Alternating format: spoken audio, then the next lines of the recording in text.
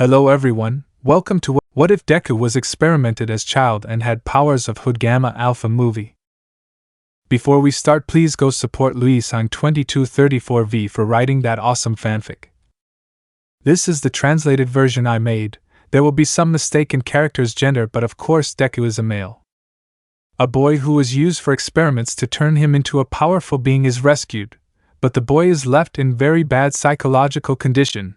He is afraid of everyone. He will be sent to a hero academy where he can meet people and make friends so that the boy can return to being what he was before. Small clarifications. There are already bedrooms. Izuku Class B. Izuku x Yui x Reiko x Kendo x Ibara. Here Izuku is not the cliché that because he is super powerful he is cold, and without feelings. No, here he is shy with all people, because he is afraid of them. Will have all the powers of a Gamma Alpha. Welcome to your hero academy. 5 years ago. Inko, look, son, she said, showing a gift box. I know you don't have your quirk, but I want you to know that I will always be there for you, so don't be sad, she said with a smile that made Izuku smile like only a child can. Izuku, I love you, Mom, he said with a big smile. Current affairs. Scientist, come on, brat, he said, cutting off one of his legs. Izuku, ack, he shouted, but his leg regenerated instantly. Scientist, I see your regeneration increased its speed, but you still feel pain. It is unacceptable, he said, hitting him with some vines with thorns. Izuku, please, and no more, he said, crying. Scientist, I've been listening to your sane complaints for 11 years. Shut up, he said to press a button and a giant hammer would crush Izuku, causing him to explode, but he regenerated instantly. Izuku just sobbed. He was scared. Every day he asked himself, why him? The scientist was about to hit him again, but before he did, a portal opened, making the scientist and Izuku tremble nervously, even more with fear. Scientist, hello sir, all for one, he said with fear. AFO, hello, he said seriously, how is my creation going? He said with a slight smile that it was not noticeable because of the helmet. Izuku, please, Didi, let me go. I promise not to say anything, he said, crying, but received an axe blow that cut him in half. AFO, shut up, brat. Why should I let you go? You are my perfect creation. With you I can finally kill All Might, and no one will stop me, he said, laughing as he left through the same portal. Izuku was shaking. He was afraid. Like every day he just asked himself, how did I get to this? Flashback. Izuku, Mom, please don't go, he said, crying. Inko, son, I know that you don't have a quirk, but promise me that you will become the best hero of all. Do it for me. I love you, Izuku, she said, to see how his hand fell, giving the sign that he had died. In that you see a man with a hood passing through the scene. Scientist, that boy could be useful to the gentleman for the experiment, he said this as he approached Izuku and put a hand on his head only to see the boy fall unconscious. It always works, he said this as he picked him up and took him away. End flashback. Izuku, after that I woke up here, and since then they have tortured me until they got tired, he said to himself while crying. Elsewhere. Naomasa, are we ready? He said seriously. Eraser, that lab has to be dismantled today, this serious man said. All Might, let's go get those bastards, he said while everyone agreed. Vlad, let's get started, he said so everyone could head towards the lab. In the laboratory. Scientist, stop crying, he said angrily as he pulled out a gun and shot him in the head. Izuku fell to the ground but quickly regenerated. Izuku, just kill me, why are you doing this? He said crying. Scientist, because we want a new society, and thanks to you we will achieve it. You will kill All Might and all the heroes, and All for One will conquer, he said with a smile. Izuku, but I don't want to kill anyone, he said with fear. Scientist, you know what, brat, shut up, we'll start with your regeneration check, he said, scaring Izuku even more. Izuku, but that hurts, he said crying, trying to escape. But the scientist took him by the chain that was around his neck. Scientist, do I care? He said laughing. At that moment Izuku's fear intensified. He did not want to be hurt, not again. He tried with all his might to escape, but he did not want to hurt anyone. He did not want to be what they wanted. he just resigned himself to accept his fate. But All Might, Kito, there is villain, you are under arrest, he said while breaking a wall, and several heroes entered. At that moment the scientist left Izuku at his mercy and ran away but was quickly caught. Izuku, seeing the heroes just curled up into a ball, he grabbed his legs as he began to cry out loud, which caught the attention of the heroes. He was happy. He could finally get out of that hell. He would finally be free. When he looked up he could see how all the heroes looked at him with a serious face. This planted fear in Izuku. He thought they would see him as a villain. He began to tremble when he saw how All Might approached, but was impressed to see how with one pull he broke the chain he had around his neck. At that moment all the heroes were in shock to see how the chain had large metal spikes that at all times pierced Izuku's neck. Aizawa, this boy, what did they do to him? He said, scared. All Might just watched this helplessly. If they had come a long time ago the boy would not have had to go through so much, but they remained silent as they saw how the boy slowly regenerated and he began to speak to them. Izuku, thank you very much, he said, crying. Vlad, look kid, we're going to take you to a place where they'll ask you some questions, come with us, okay? He said in a calm tone while Izuku nodded in fear. After that the heroes dismantled the laboratory while Aizawa, Vlad and All Might took Izuku to the director's room. Nizu, then why did you want to see me? He said to the heroes but fell silent when he saw a boy with his clothes all torn. Who is he? He said curiously. Aizawa, he was the one we rescued from the lab, he said as Izuku began to tremble.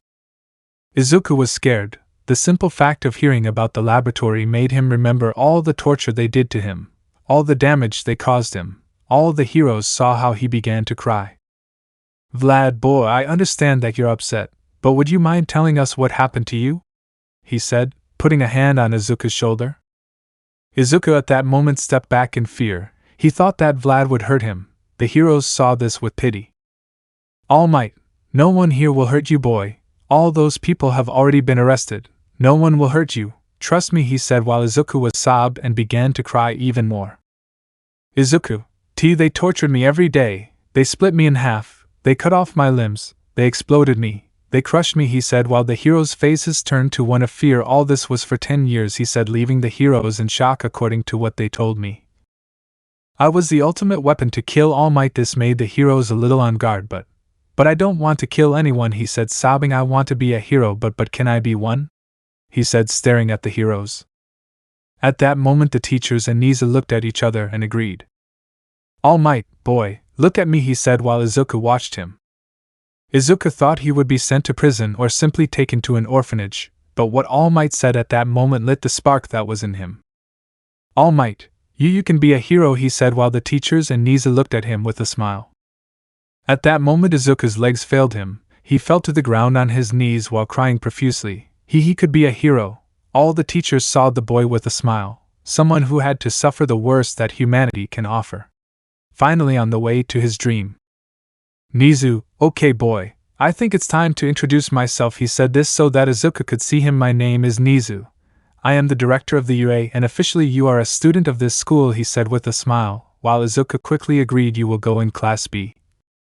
Since Class A was filled with one more this year, it would be good if Class B was even. Young man, welcome to his hero academy, he said with a smile. Getting to know us. Now we can see how Izuku and Vlad headed to dorms 1B. Vlad, stay here boy, first I will tell them that they will have a new partner, and then you will enter, understood?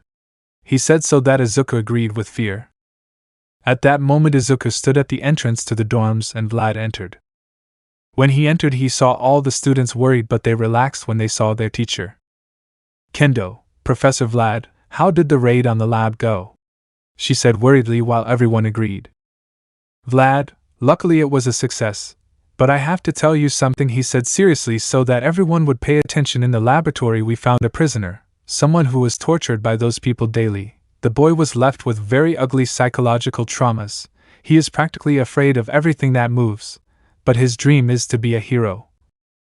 So Director Nizu accepted him and now he will go to our course. Please, I need you to take him with you and I need you to defend him. The boy is afraid of everything, but probably if he meets kids his age he can overcome that fear. Will you help me? He said while everyone nodded with a determined smile. At that moment everyone felt empathy for the poor boy. Was he tortured? They imagined the worst, but what that boy suffered was worse than that. When they passed by, all the girls blushed a little because of how handsome the boy was. He was strong and also tall. He walked slowly, and with his gaze downcast just as he entered and introduced himself. Izuku, hello, I'm Mu, nice to meet you. I am too Izuku Midoriya, he said, bowing in fear. At that moment the girls calmed down a little from their blushing and greeted the boy. The first to introduce herself was a short but very beautiful girl, with a serious face. Yui, nice to meet you, I'm Yui Kodai, she said seriously. Izuku, and no, taste is mine, he said nervously. At that moment another girl showed up. Ibara, I am Ibara Shiozaki, it is a divine work of God that we can meet, she said with a smile. At that moment Izuku was going to greet her, but when he looked up he saw her hair, that hair, it reminded him of the whip with which they had been hitting him for more than 10 years. He began to tremble, while sobbing and breathing heavily. Izuku, please stay away from me, he said with fear. Ibara, what? She said, trying to get closer. Izuku, get away, get away, get away, please don't hurt me, I'll do what you want, please, he said as he curled up on the ground and began to cry. At that moment, everyone was in a deathly silence. What have you just seen? Someone is afraid of the purest and most holy girl in their class. That was new. Ibara felt a little bad, so she decided to slowly approach the green-haired boy. Without thinking, she began to bring her hair closer. She didn't know that it would be a serious mistake. Ibara, Midoriya, calm down, I won't do anything to you, she said, slowly bringing her hair closer. Izuku, get it away from me. I don't want to be hit with that again. Please, he quickly stood up and started to run, but Vlad stopped him. And oh, let me go. They won't hit me again with that, let it go. The thorns hurt. I can't stand them anymore, he said, crying. At that moment everyone felt bad for the boy. Now they understood. Ibara's hair reminded him of something bad. She quickly moved her hair away, which confused Izuku a little, and began to approach her. Ibara, my name is Ibara Shiozaki. Please let's be friends, she said while taking the green-haired boy's hands. Izuku was afraid at that moment, but little by little he began to notice how Ibara had no evil. He saw better, and although her hair reminded him of the whip with which he was beaten for more than 10 years, he assimilated it better. She was not evil, and her hair was not that whip. He slowly approached Ibara while she was still holding her hands and bowed. Izuku, I'm sorry, he said nervously. Ibara, don't worry, Midoriya. I know it's hard for you, but believe me, we'll help you get through all of that, she said with a smile, while everyone agreed. The green-haired boy at that moment felt his heart start to beat fast. He felt excitement, he felt affection, he felt that someone loved him, something he had not felt in more than 10 years. He only felt the need to hug Ibara.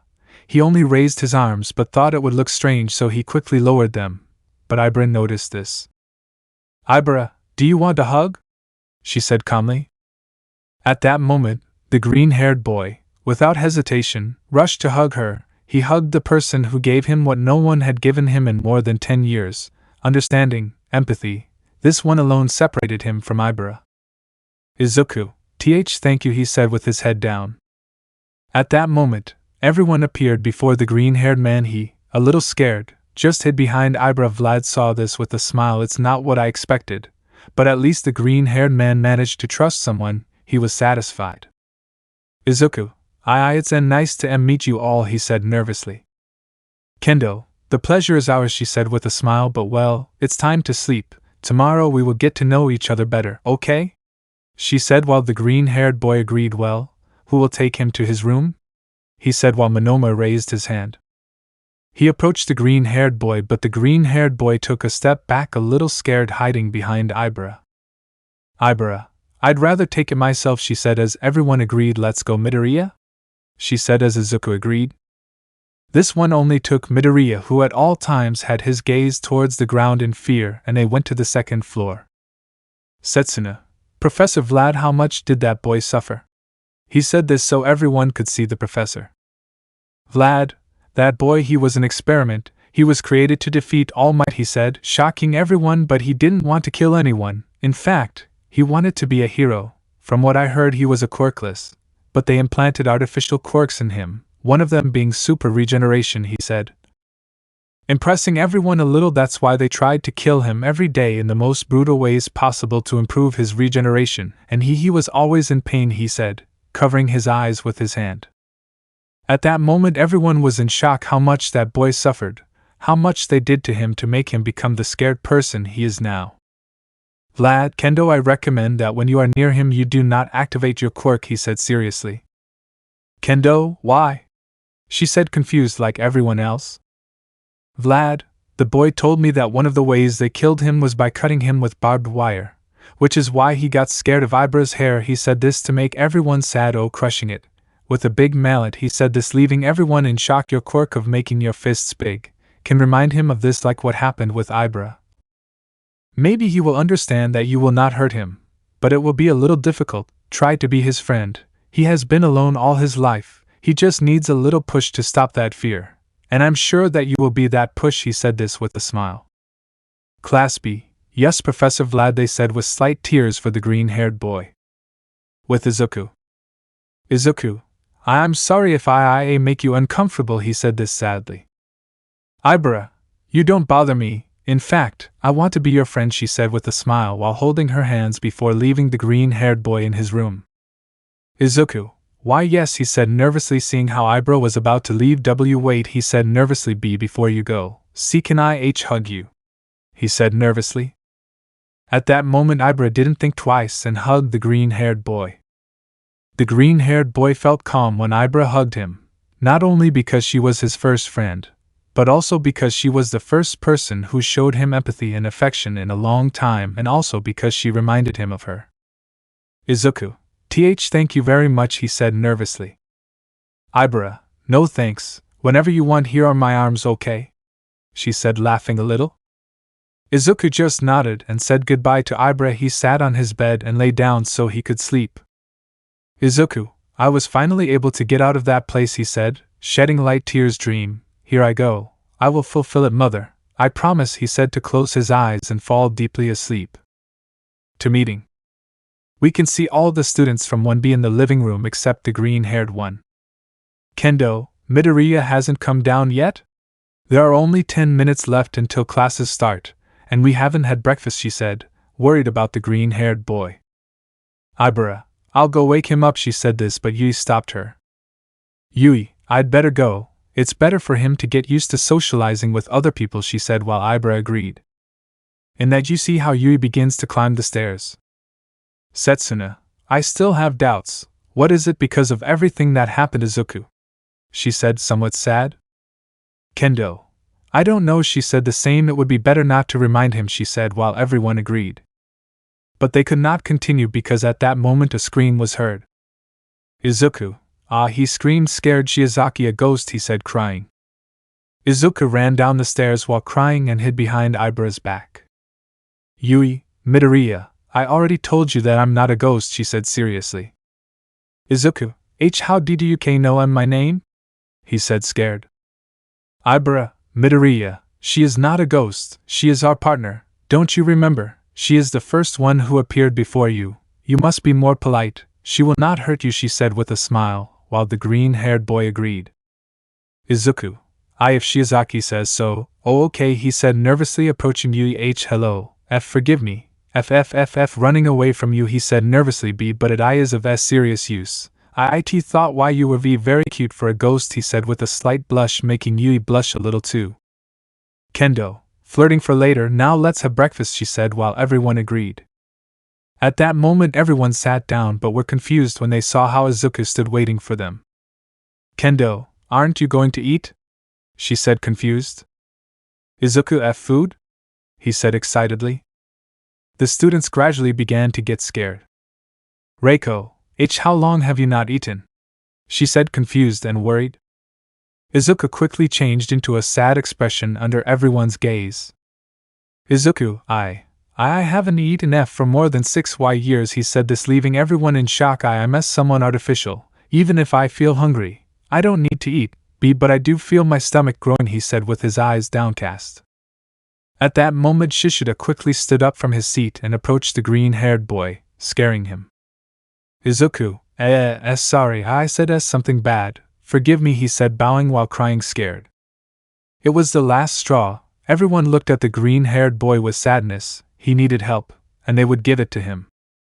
Shishida, Midoriya, look at me, he said this while the green-haired boy looked up. We will not hurt you. We are your friends. You can trust us, he said this while everyone acknowledged. Izuku didn't feel at what moment the tears began to flow again. Izuku, friends? He said hopefully. Monoma, more than your friends, we are your family, old man, he said while everyone. At that moment everyone saw how the little smile Izuku had vanished. Izuku, family W, what day is it today? He asked desperately. Kinoko, January 24th, why? She asked, confused. Izuku, no, P for nothing, forget it, he said nervously. So today marks 15 years since that time, he said sadly. The green-haired boy's classmates noticed his smile but decided not to ask anything. They told the green-haired boy to sit down, and they watched sadly as the green-haired boy was sobbed at finally being able to eat again. They finished eating and now we can see all the students heading to the classroom, but get rid of you damn extras, said to a gray-haired boy who accidentally pushed Izuku when passing by. Ibara, Midoriya, are you okay?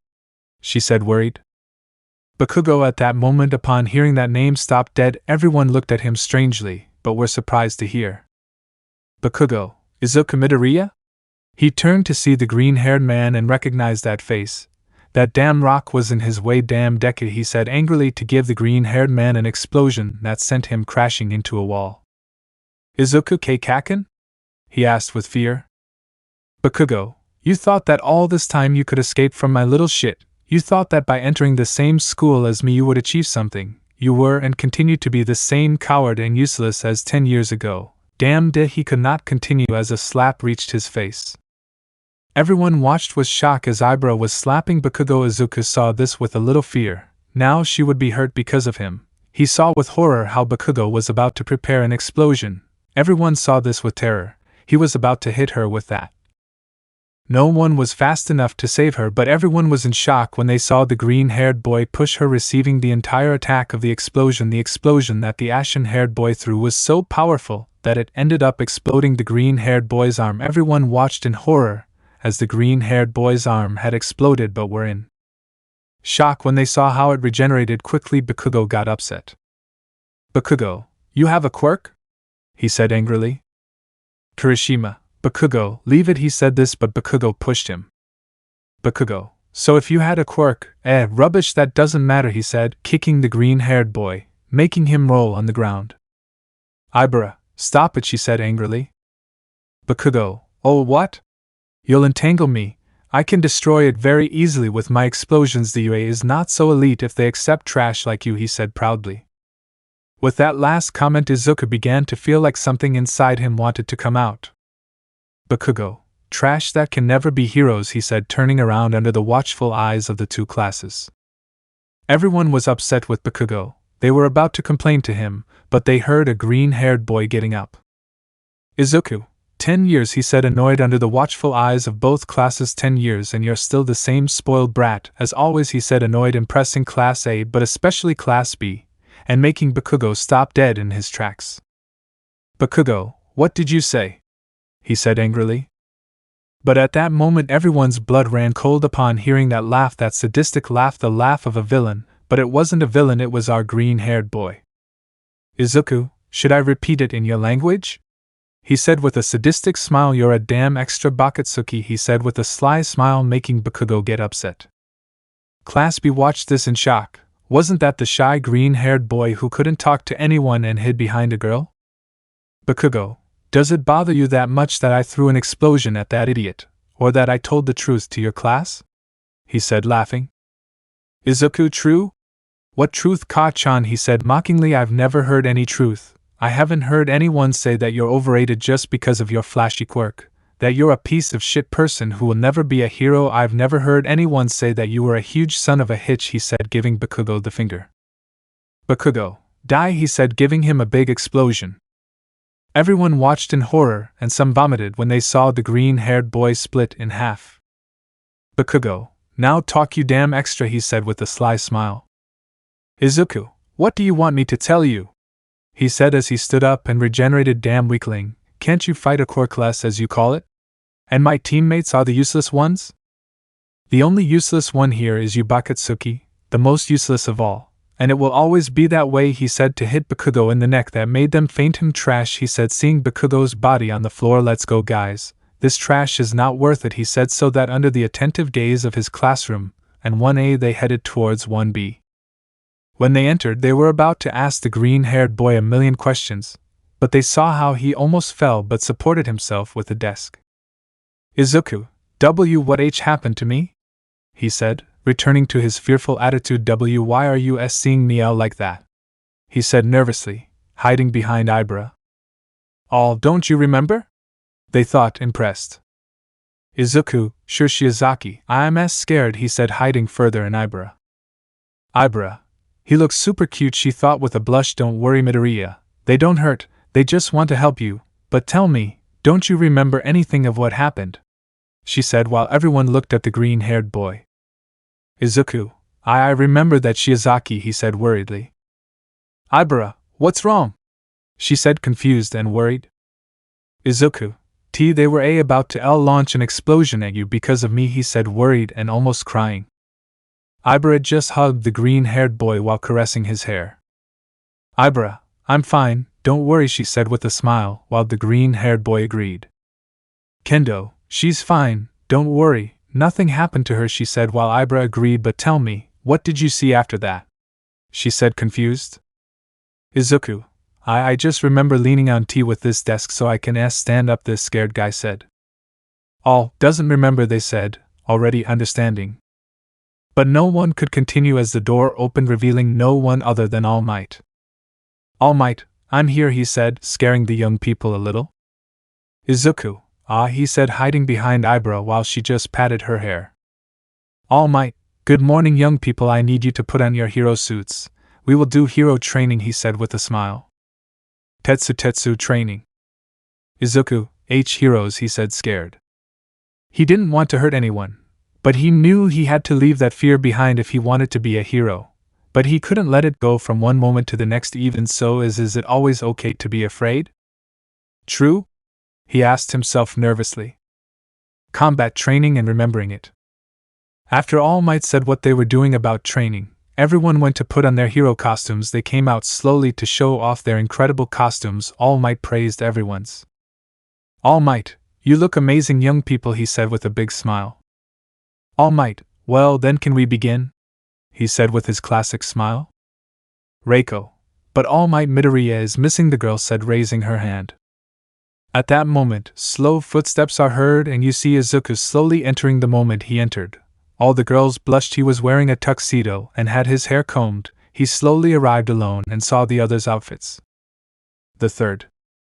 Izuku, I am sorry that NYC suit isn't as striking as yours, he said, bowing nervously. All Might, don't worry, young man, your suit is amazing, he said with a big smile. Izuku, SSITT, thank you, he said, hiding behind Ibara. Girls, how cute, they thought in unison. Kendo, so what are we going to do, All Might? She asked curiously. All Might, we will do 2 versus 2 urban battles, he said as he took out an envelope from a box. You will have a random team and you will face off against another random team, understood? He said, so everyone agreed. At that moment, All Might makes everyone go pick a ball where they have their numbers. And so everyone formed their team, but let's go with the important ones. B. Izuku and Yui. G. Kendo and Ibara. All Might, so the last match will be Team B against Team G. He said this so that everyone could see how Izuku began to tremble as he raised his hand. Yes, young Midoriya? He said, confused. Izuku, PP, can I or give up? He said nervously. All Might, no, now go, he said while Izuku lowered his head and Yui took him away. Now we can see how Izuku and Yui were outside the building. All Might, okay, kids, we can all hear what you're saying, so get ready, he said while the 4 of them agreed. Yui, what's the plan? She said dryly. Izuku, Shiozaki will try to immobilize us CC with his V-vines. Why, you could take care of her, I'll take care of K Kendo. I can assimilate the Q quirks very fast, he said nervously. Yui, oh okay, I trust you, she said with a slight blush at how cute the boy looked. All Might, get started, he said, so the 2 of them ran into the building. Upon entering the building, the first thing they saw was Ibara coming down and trying to stop them by holding them with her vines. Yui quickly dodged him, but Izuku, scared, just stood still. Yui, seeing this, just pushed him in another direction so that he could dodge her too. Yui, why don't you dodge? She asked curiously. Izuku, I don't want to hurt anyone, he said with fear. In the surveillance room. Tetsu, poor Midoriya. He wanted to withdraw from the test so he wouldn't have to fight with Ibara. He said this so everyone would nod. Kinoko, from what I see, Ibara is the only girl he trusts for now, she said. Did you see how he lost control when that thing happened with that Muslim boy from Class 1A? He said while everyone agreed again in affirmation. Setsuna, why would that be? She asked curiously. In the building. Izuku quickly saw how a vine of Ibara approached him. He quickly dodged it as best he could. He was paralyzed. When Ibara used her hair, it reminded him of that whip that had been torturing him for so long. The way it moved, the shape it had, he just began to sob silently. Yui, it's hard for him, she thought. Go get Kendo. I'll take care of her, she said with a smile, while Izuku agreed. He quickly ran away, and as he passed Ibara, Izuku, take care of yourself, he said with fear and ran away. In the surveillance room. Monoma, did you just wish the enemy luck? He asked with a drop of sweat. All Might, young Midoriya doesn't see them as enemies but rather young Ibara, he said with a sad smile. I'll tell you the story of young Midoriya. But I don't want you to leave here, understood? He said as everyone agreed. Well, the beginning is. In the building. Izuku quickly found the bomb room. He entered and the first thing he saw was Kendo guarding the bomb. Izuku, would you let me touch the B-bomb P to win? He said with fear. Kendo, no, she said seriously, do not activate your quirk in front of him. He thought he was devising strategies. Izuku, I tried, he said sitting on the floor while raising his hands. Kendo, what are you doing? She said confused. Izuku, despite what I was created for, I won't give them the tea taste. I won't hurt anyone. I will show them that I am not a weapon, he said this determined one. Kendo, but fighting with me is not harming me, she said with a smile. Izuku, how? He said confused. Kendo, I mean, if you hurt me, but you don't do it out of hate, it's just training, you know. I won't hate you for this. We could even help each other improve. What do you say? She said with a smile.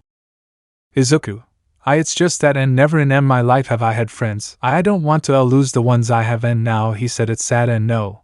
I give up, he said this one through the microphone. With Yui. Yui, couldn't he thought he was dodging Ibara's vines. But what they didn't realize is that the structure was slowly collapsing. In the surveillance room. Everyone was in shock at what they had just heard. Setsuna, he suffered all that, she said with light tears while All Might nodded heavily. Tetsu, that's a lot, he said with his head down. But no one could continue as they heard a voice. Izuku, it's just that and never in my life have I had friends. I don't want to lose the ones I have and now, he said it's sad and no. I give up, he said this one through the microphone. Everyone at that moment was shocked as they did not expect him to give up. All Might, young Midoriya surrenders. Only young Kodai remains, he said while Izuku slowly began to retreat. Izuku was about to leave but his instinct warned him of something. Izuku, get out of the building now, he said as he grabbed Kendo and took her away princess style, blushing her. With all his speed he only took Kendo to the exit where she was first confused but then she could see how little by little the building collapsed. Kendo, All Might, the building is collapsing, he said this but could not continue when he saw how the building collapsed. All guys, they said in shock. With Izuku. He was holding a large piece of rubble, while Yui and Ibara were underneath it. Izuku, are you okay? I asked worriedly. Yui, why yes, you saved us, thank you, she said with a slight blush. Ibara, but you, it's not okay, he said looking at Izuku's body. The two were terrified to see how Izuku had a large metal beam piercing his chest. Izuku, don't worry, my regeneration saves me from this, but it hurts, he said with a grimace of pain. About 20 minutes had passed, until Izuku felt a piece of rubble slowly rising. Reiko, I found them, Midoriya, he said, attracting everyone's attention. At that moment everyone was in shock. The two girls were fine, but Izuku had a large metal beam in his chest. All Might, young Midoriya, are you okay? He said this worried. Izuku, my regeneration saves me, he said, relieving everyone a little. At that moment they freed them from the rubble. Although Izuku was already tired, carrying all that did exhaust him, Ibara only helped him walk until they reached the living room. After that the day passed very calmly, Izuku being afraid and hiding in Ibara and surprisingly now also in Yui.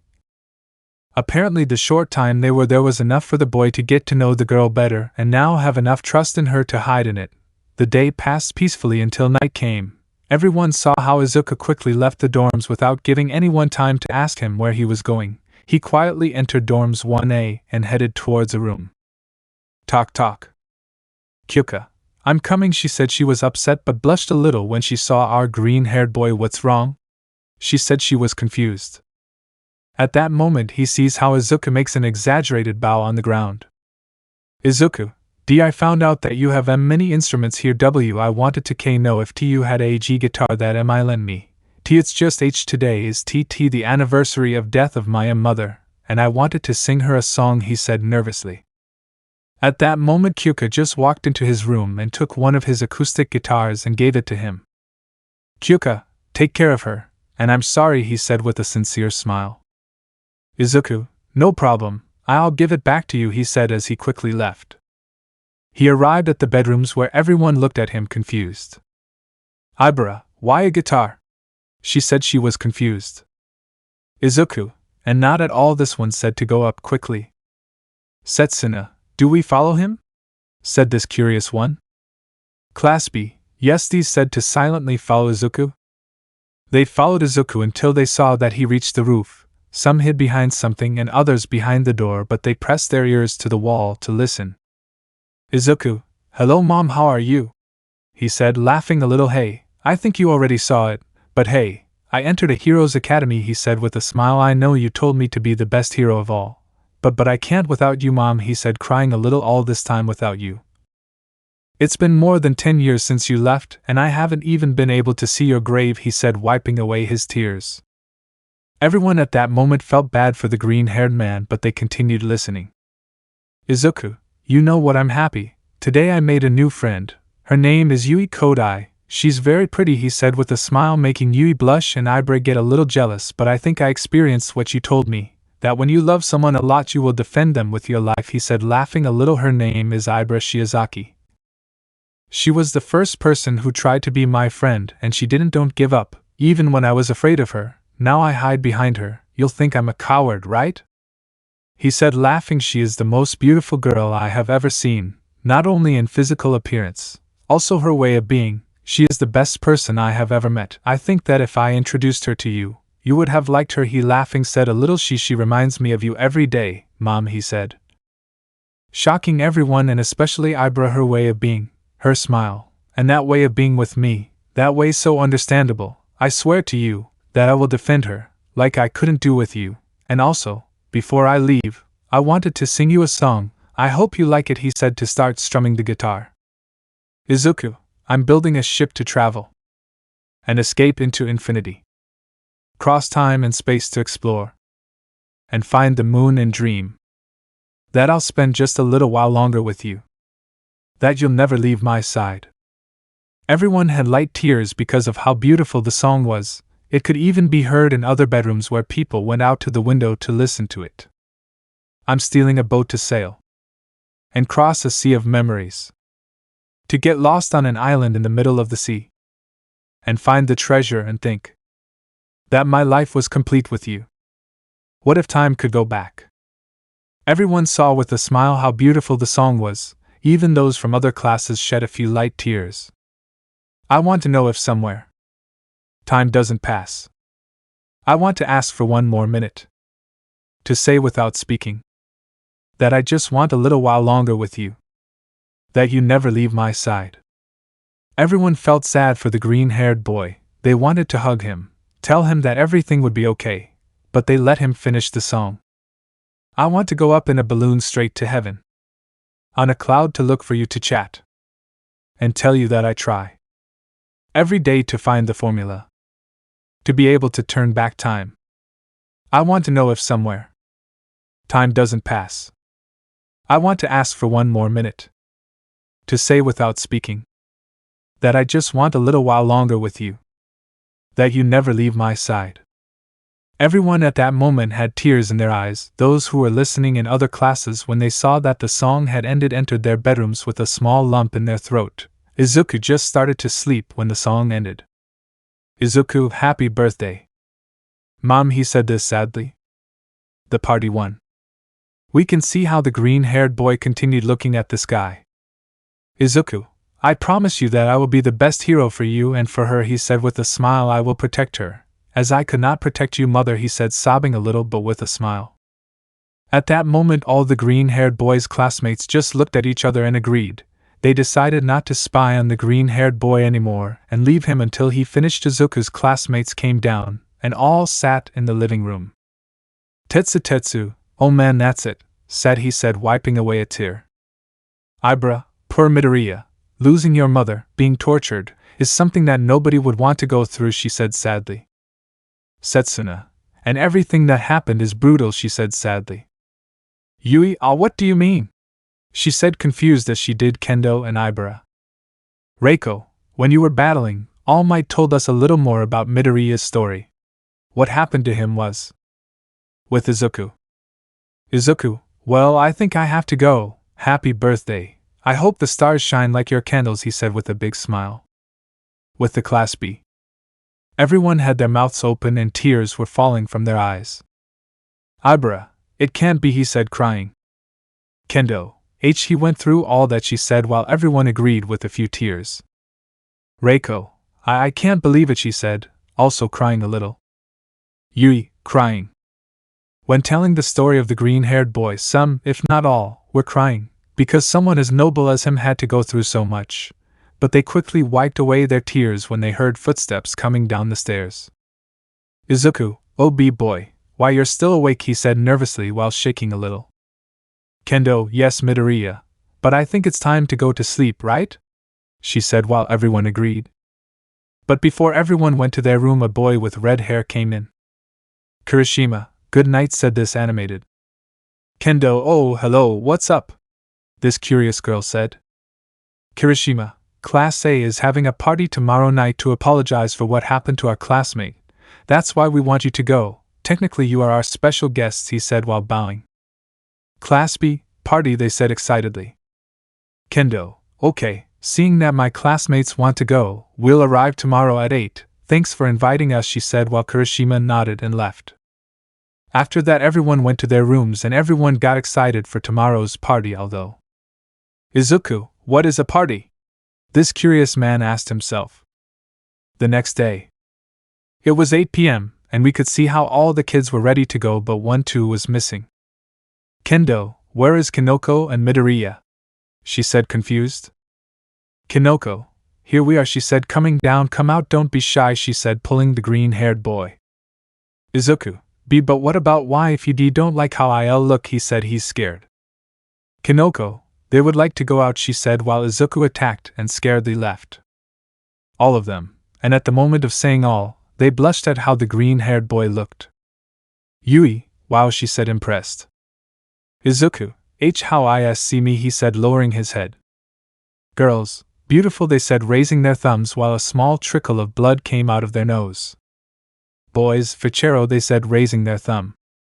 At that moment Izuku just lowered his head with a slight blush which seemed cute to the girls. Girls, Kia, how cute, they thought in unison. Kendo, well, time to go, she said a little blushed. After that, Room B headed towards the 1A bedrooms. Upon arriving, all the girls blushed at how the green-haired boy looked.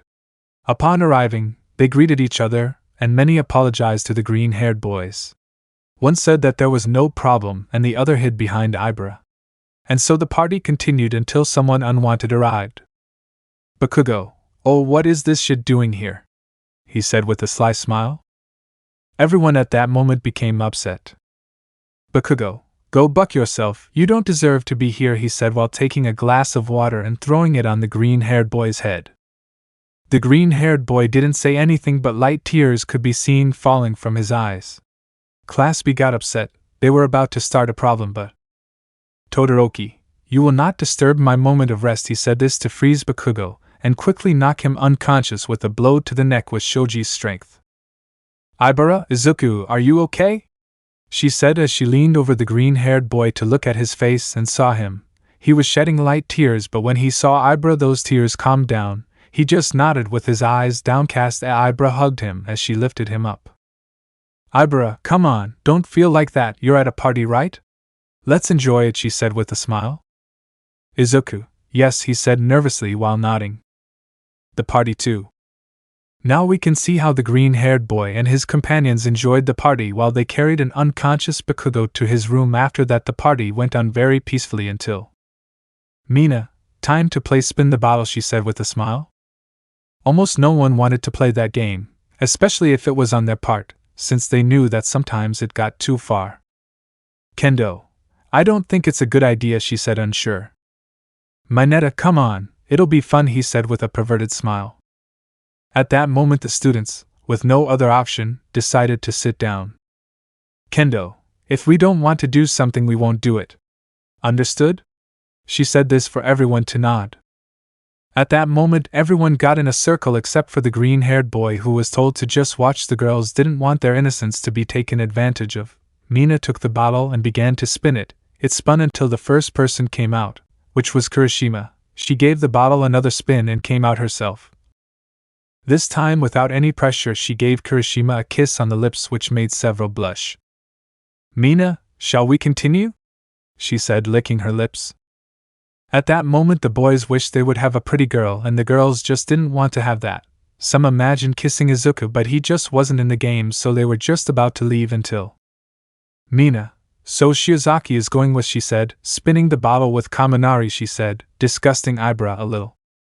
Ibara was not disgusted by Kaminari's face, far from it. At one point he was somewhat handsome, but his way of being with women had given him a very bad view, and that was why no one wanted to be his girlfriend, since he was considered one of the most perverted in the school. He slowly approached Ibara and tried to kiss her, but she moved away. He held her by the waist. Kendo, hey, leave her alone, she doesn't want to, she said, annoyed. Ibara, get away, she said with a little fear. Kaminari, come on, you'll like it, he said, this about to kiss Ibara. Ibara didn't want this. She didn't want her first kiss to be taken by a pervert she doesn't love. Tears began to flow. Izuku, seeing this, for some reason got upset. He quickly arrived and pushed Ibara away from Kaminari, giving her a little push. Izuku, and no, I'll let you and make Shiozaki cry, he said nervously. At this point Class B was surprised. This was brave on the part of the green-haired boy, since the only time they saw him act like this was against Bakugo, and he was more determined. It was like a facet. This time the green-haired boy was shy but determined to defend his partner. Kaminari, what's wrong with you, you idiot, he said, annoyed. Izuku, and no, why you'll hurt Shiozaki, he said with fear but getting into a fighting stance. At that moment Ibara blushed a little. Seeing the green-haired boy leaving his fear behind and defending her had caused a sudden acceleration in her chest. Todoroki, I hate those who want to cause trouble, but I admire that you put aside your cowardice to defend your partner. That says a lot about you, Midoriya, he said with a slight smile. At that moment, Class A was surprised. It was almost impossible what they were seeing. Had Todoroki smiled? They rubbed their eyes to make sure they were seeing well. Izuku, just see control while your partner, and everything will be fine, he said while Todoroki agreed. Kendo, well, it's time to go. Thanks for inviting us, he said, bowing, trying hard not to hit Kaminari. After that, everyone went to the 1B dorms, where on the way no one said anything. When they arrived they were going to congratulate the green-haired boy, but… Izuku, I thought that he would hit me, he said, trembling. Are you okay? He said, looking at Ibara. Ibara, why yes, I'm fine, she said, a little blushed. Setsuna, Izuku, that was amazing what you did. You defended your partner despite being afraid. You will be a great hero, Izuku, she said with a big smile. Monoma, we are proud of you, he said as everyone agreed. Izuku proud? He thought with a smile. Without realizing it, tears began to flow from the green-haired boy, but these were different tears. These were tears of happiness. Izuku, are you proud? he said while pointing at himself. At that point everyone agreed again in affirmation. The green-haired boy just started to sob. At that moment everyone understood. Reiko, you wanted to hear that, right? She asked while the green-haired boy agreed. At that moment Ibara, Yui and surprisingly Reiko stood up from their seats and hugged the green-haired boy. Izuku, thank you, he said as tears fell. Valentine's Day 1. February 14th. Several things had happened since our green-haired boy entered UA. He made friends with everyone in his class, although he was still afraid of them except Ibara, Yui and Reiko. He even became friends with Todoroki from 1A. When Todoroki heard Izuku's story, he felt empathy for him. He was also someone created to kill All Might, but he was created in the worst way possible. Not even Todoroki had suffered so much. He told Izuku his story, and they became good friends. Between creations they support each other. Everything had been calm since then, only for an attack on 1A when they went to the USJ, but no one was seriously injured except for Aizawa. The whole time was calm until the first school holiday arrived. Valentine's Day.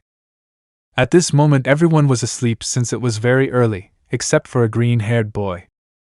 Izuku, as I was told, at this party chocolates are made for your special person. For me everyone is special, so I have to make chocolate for everyone, he said while beating 2 chocolate eggs. Time passed and the boys began to go down one by one. They smelled a smell in the kitchen, but before entering Izuku came out with 21 wrappers with chocolates. He was a little scared when he saw the boys but decided to talk. Izuku, today is the Valentine's Day. I did some research. Why, and it says here that you give chocolates to that special person. F for me, everyone IRS special, he said as he began to hand out a chocolate to each one. At that moment everyone's hearts melted because of the tender gesture of the green-haired boy. Tetsu, old man, come here, he said trying to hug the green-haired boy. Izuku, he said hiding behind Reiko. Reiko, Izuku, it won't hurt you, she said neutrally but with a slight smile as she caressed the green-haired boy's hair. Izuku at that moment just acknowledged and approached Tetsu. He just finished what he was going to do. The green-haired boy, thinking that they would hurt him, closed his eyes but was confused when he felt an arm around his neck.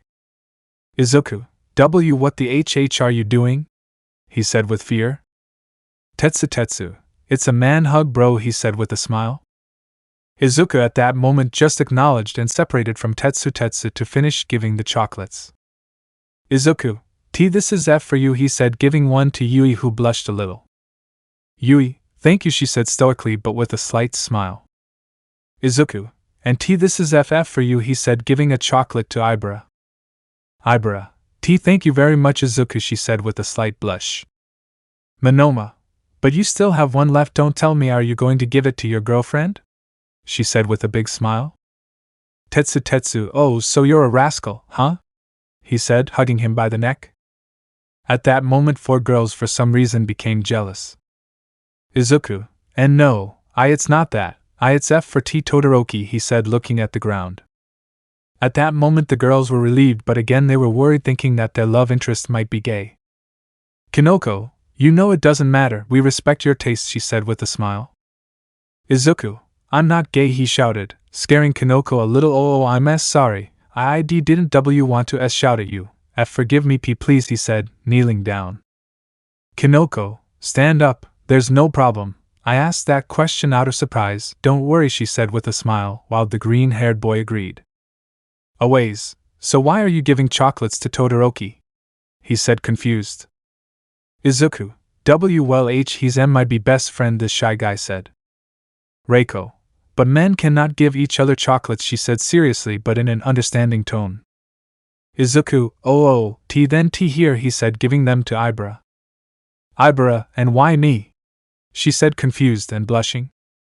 Izuku, why you're my best FF friend apart from Yanagi and Kekodai, he said with a blush. At that moment the 3 girls felt as if something was falling apart, and 1 girl was just celebrating. That's good, I thought. Reiko/Ibara/Yui. I will change that, they said, these determined ones. Kendo, well, so let's go to the living room, shall we? She said this so everyone would nod. At that moment everyone headed to the classroom, but were stopped by Class 1A, who was also passing by. Kirishima, Old people, he said, looking at them all. Today in the classroom there will be a Valentine's Day party. Bakugo will not go, and we forbid Kaminari to go. We will do an activity that will be dedicating a song to a secret person. It will be after school. Here they come, he said, saying goodbye with his hand without giving the boys the chance to refuse. Kendo, well, what could happen, he said, this stating that they would go. At that moment all the boys began to think about which song they would dedicate to their special person. Izuku, then he said, attracting everyone's attention. TTIH have to dedicate a song to everyone, he said nervously. Setsuna, no, look, I'll explain it to you. You must dedicate a song to the special person among those special people, to the person you love the most. She said this so that Izuku would understand. Izuku, then it would be. Setsuna covers his mouth. Setsuna, you shouldn't say who it is, she said while Izuku agreed. At that moment the four girls sighed. They wanted to know who that special person was for the green-haired boy, but it was not possible. They walked to their classroom and the day went by like this. It was a very quiet day for everyone's eyes. At lunchtime everyone was leaving until they got to the dining room. This was going to be very quiet if it weren't for Bakugo. Deku, he said this annoyingly. Izuku, hey no, he said with fear. Bakugo, come here you damn cockroach, he said angrily. He went to Izuku and gave him an explosion that sent him to the other side of the table. At that moment several students stood up to help the green-haired boy. Bakugo, annoyed, was going to continue but someone stood in front of him. Setsuna, don't touch him, she said while giving him a slap. But nobody expected Bakugo to return it with twice the force. At that moment everyone got angry with Bakugo, but they shut up when they felt how the green-haired boy stood up. He quickly, and with an empty look, ran over the table and came to Bakugo. He was going to throw an explosion at him, but Izuku at an inhuman speed was behind him and gave him a blow that pierced his chest. At that moment everyone was in shock. They wanted to run. They were scared. Izuku, reacting to what he had done, quickly cut his hand, dropping a little of his blood on Bakugo. He instantly regenerated. That calmed everyone. Bakugo, how dare you shit, he said while running against the green-haired boy. Everyone saw how the green-haired boy just curled up on the floor waiting for the blow which never came thanks to someone. Vlad, I saw everything, brat, you are suspended for this week, he said pointing at Bakugo. You, he said pointing at the green-haired boy, you are doing very well, he said to leave. At that moment everyone was in shock, but little by little everyone began to disperse. But Izuku quickly went to where Setsuna was. Izuku, are you okay? He said worriedly. Setsuna, yes, it was just a pain, she said, rubbing herself. Izuku, if I give you a little of my DNA, your pain will be relieved, he said somewhat shyly. At that moment, Setsuna, under everyone's shocked gaze, gave the green-haired boy a big kiss, where she stuck her tongue in his mouth to start playing with his. After that it separated with a thread of saliva between the two. Setsuna, you're right, she said, surprised. It doesn't hurt anymore, she said, happy. The green-haired boy just gave Setsuna a smile that made her blush, but with three other girls it was different. Ibara, Yui, Reiko, damn lizard, these annoying people thought. After that strange moment, the day passed quietly until it was time for the party. They went to room 1A where they saw everyone waiting for them. They just greeted each other, and then the activity continued. Everyone had passed, some sang beautifully, others not so well, and others were lamentable, as is the case of Mineta. Mineta, she has a butt and a tit, he sang this one. After that it was Class B's turn. Everyone passed calmly. Yui and Reiko had decided not to sing. They would sing to the green-haired boy later. Yes, that was their plan. To sing alone to the green-haired boy without anyone else. After that there were only two people left. Ibara was the second to last to pass. She only told Kyuka to play something and she began to sing. Ibara, it's for you. Izuku Penso is blushing. At that moment everyone started to applaud for such a beautiful song. Ibara thanked them with a bow. Now it was the green-haired boy's turn. He knew who he was going to dedicate the song to. Todoroki, you can do it, he said, giving him a slap. Izuku, can I? He said nervously. Todoroki, if you see now, he said, giving him a slight push. Everyone was perplexed. They never imagined the coward of Class B as a friend of the strongest of 1A. Izuku just went up on stage, pushing the microphone a little. Everyone expected him to sing badly, or that his nerves simply wouldn't let him. Izuku, can you lend me the guitar? This shy guy said so Kyuka would give it to him. Kyuka gave the guitar to the green-haired boy and he sat on a bench. Izuku, this song is F4. Setsuna, you don't have to say it, she said this. Izuku, why you're right, he said, lowering his head. Reiko Yui Ibara / Damn lizard, these annoying girls thought. They hadn't forgotten about the kiss. Izuku, this is for you, Shiozaki, he thought with a slight blush. That's right, the green-haired boy had long since begun to have feelings for Ibara. He felt his heart beat faster when he was with her. Not knowing what was happening to him, he went to Todoroki to ask him, and it turns out that what he had was that he was in love. He just wondered what that was, but Todoroki answered him. He just understood and blushed when he heard what the boyfriends did, and was traumatized when he heard what a baby did. Izuku, oh okay, here goes, he said this to start playing. Izuku, pretty girl. Princess smile. That is a masterpiece. From head to toe. Perfect laugh. So simple and so flirtatious. Even though she hides, her beauty gives her away. And I wonder, what would happen if I sing this song to you? Tell you what I feel. What would you say if you picked a star? I'd fly high and go for it. If I took you to another universe. And then I'd ask for a kiss. And if we danced tonight. And I'd carry you here in my heart. If I took care of you every day. Tell me, baby, what would you say? If I'm here and I never leave. Would you say no? What would you say if we got in my car and drove until the sun went down? What would you say if in the mornings I sang to you and prepared something delicious for both of us? What would you say if every day was an adventure where you laugh and enjoy this song? As a gift I would give you 1,000 smiles, where I can hear your sweet voice. And the question is, what would happen if I sing this song to you? I tell you that I love you? What would you say if you picked a star? I'd fly high and go for it. If I took you to another universe.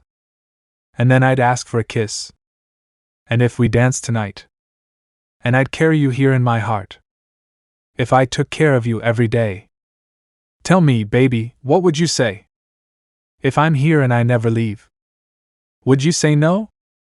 Would you tell me right? Would you tell me right? Would you tell me right?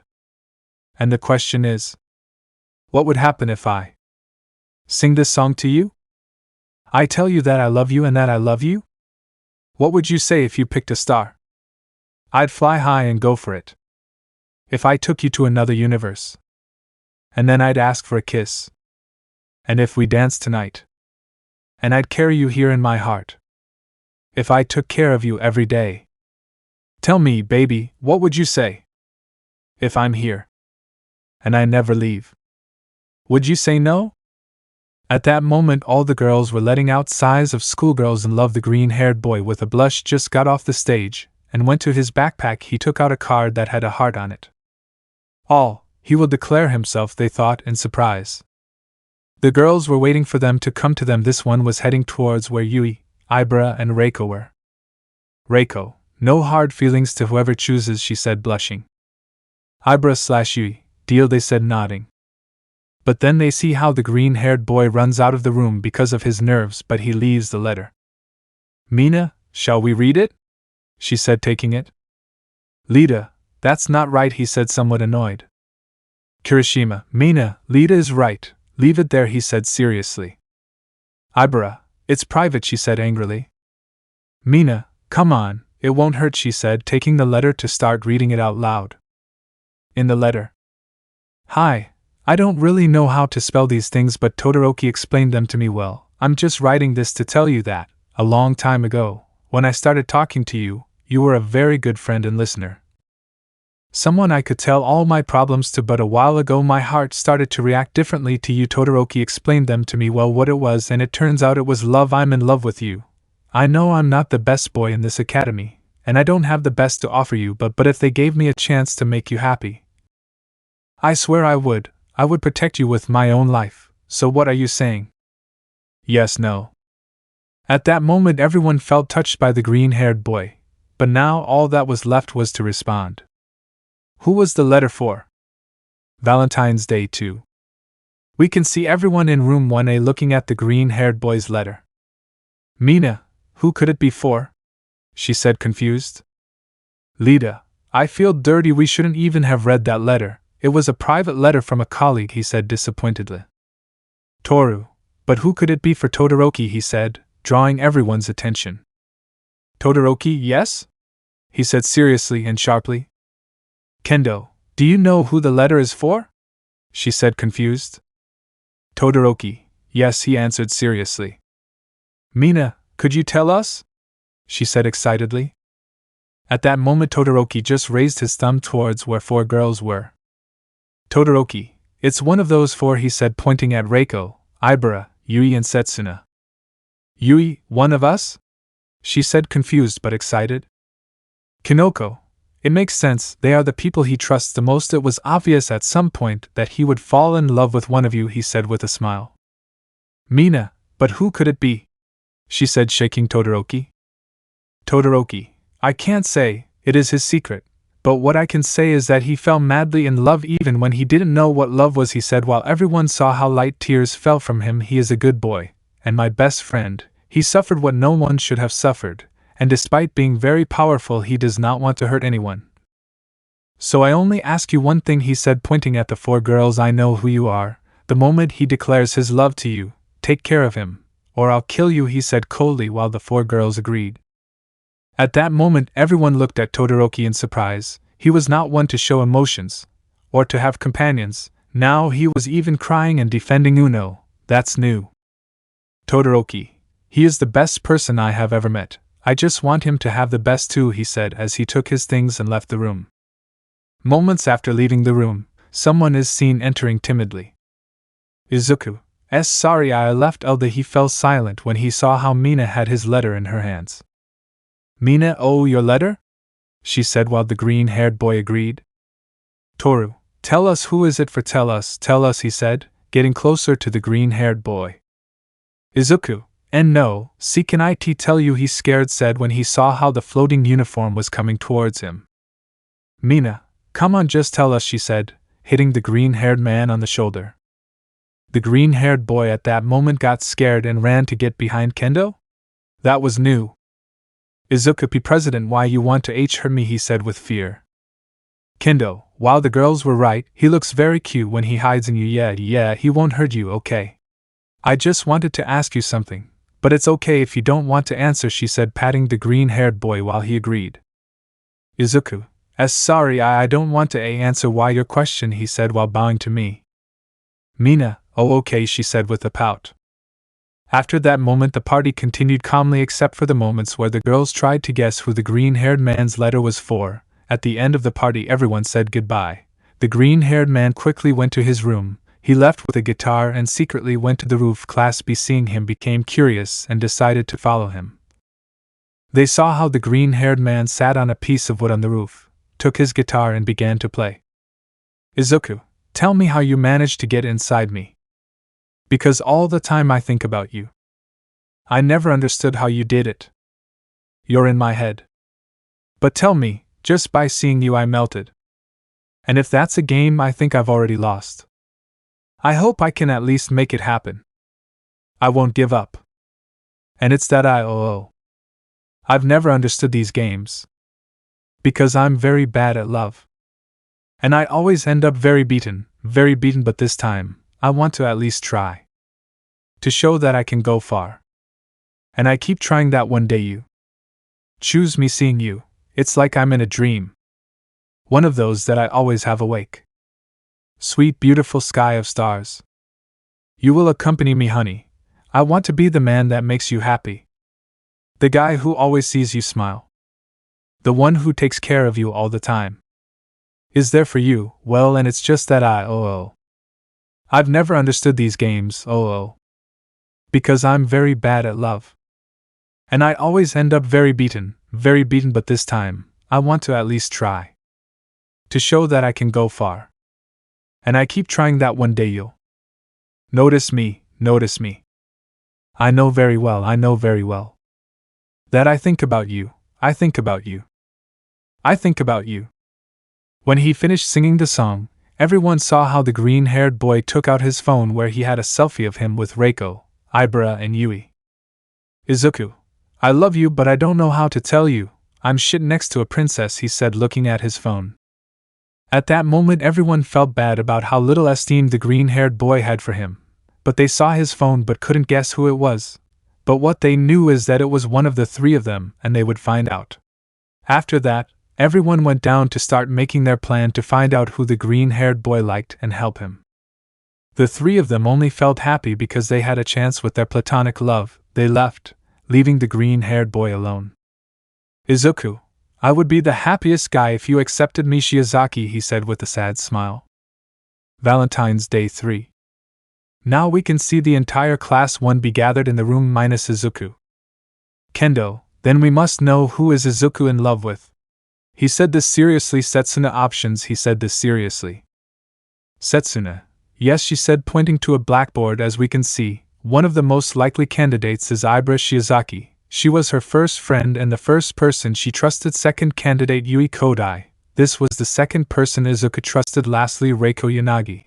This is the least likely candidate but she is one of the, she said seriously. Kendo, well, I'm not there, she thought sadly. Then give your reasons for believing that it could be you, she said looking at the three girls. Ibara, well, he is my best friend and he has told me that he loves me, he even hides inside me, that means that he trusts me and appreciates me, so I think it's me, she said seriously. Yui, well, he also hides in me, although he hasn't said he loves me, he doesn't complain when I caress his hair or hug him, so therefore I think it should be me, he said the same. Reiko, well, he rarely hides in me, but once he said that he loves me, he even slept in my lap, she said, leaving everyone in shock. Girls, the true test of love, they said in surprise. Kendo, well, that's very confusing. Who could it be? She said, scratching her head. But then everyone fell silent when they saw the green-haired boy coming down, but they got nervous when they saw his red eyes. Izuku, what the buck, why don't they let me sleep? He said, annoyed as he sat on the couch. Yui, Izuku? She said nervously. Izuku, he said, sighing, look, I'm not that stupid guy. I am the perfect creation, I am what he is destined for, to kill All Might and all of you, he said, making everyone nervous, but now I'm lazy so I won't do it, he said, putting his feet on the table. Kendo, hey, I have a question, do you know who Izuku is in love with? She said curiously so everyone could see Izuku. Izuku, look, it's something strange what that idiot feels. He feels love for those three girls, he said, looking at Reiko, Yui, and Ibara, but he thinks he's only in love with Ibara. But he's started to awaken the same feelings for another girl, he said, raising his finger and pointing at Kendo. At you, he said, blushing at Kendo.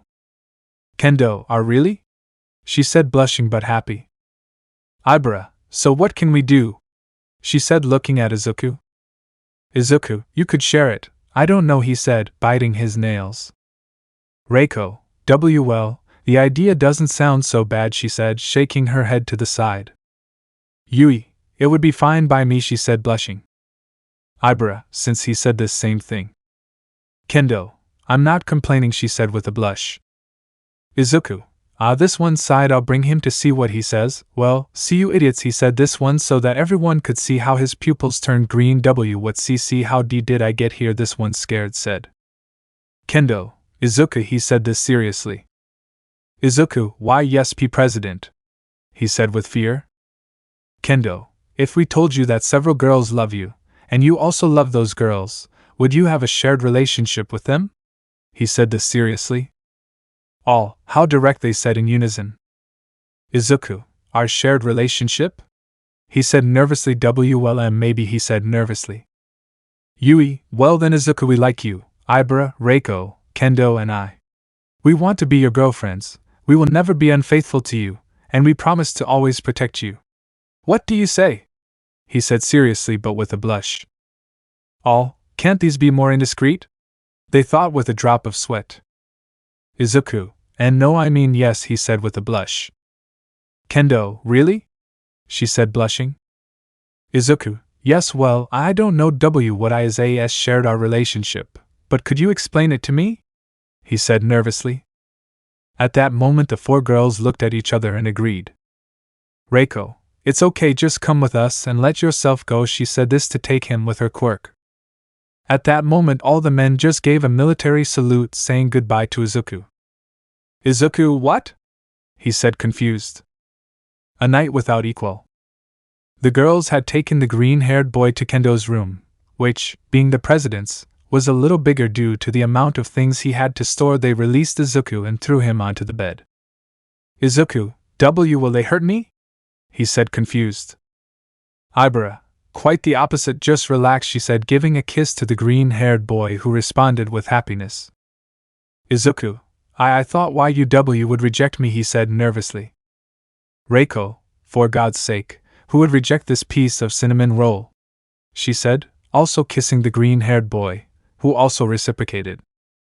Yui, I'll explain it to you. A shared relationship is that kiss. We are your girlfriend's kiss, but you can't have any more kiss unless we allow it, and you have to give us kiss the same affection to all kiss. So now as your girlfriend's kiss we will make you feel good kiss, do you understand?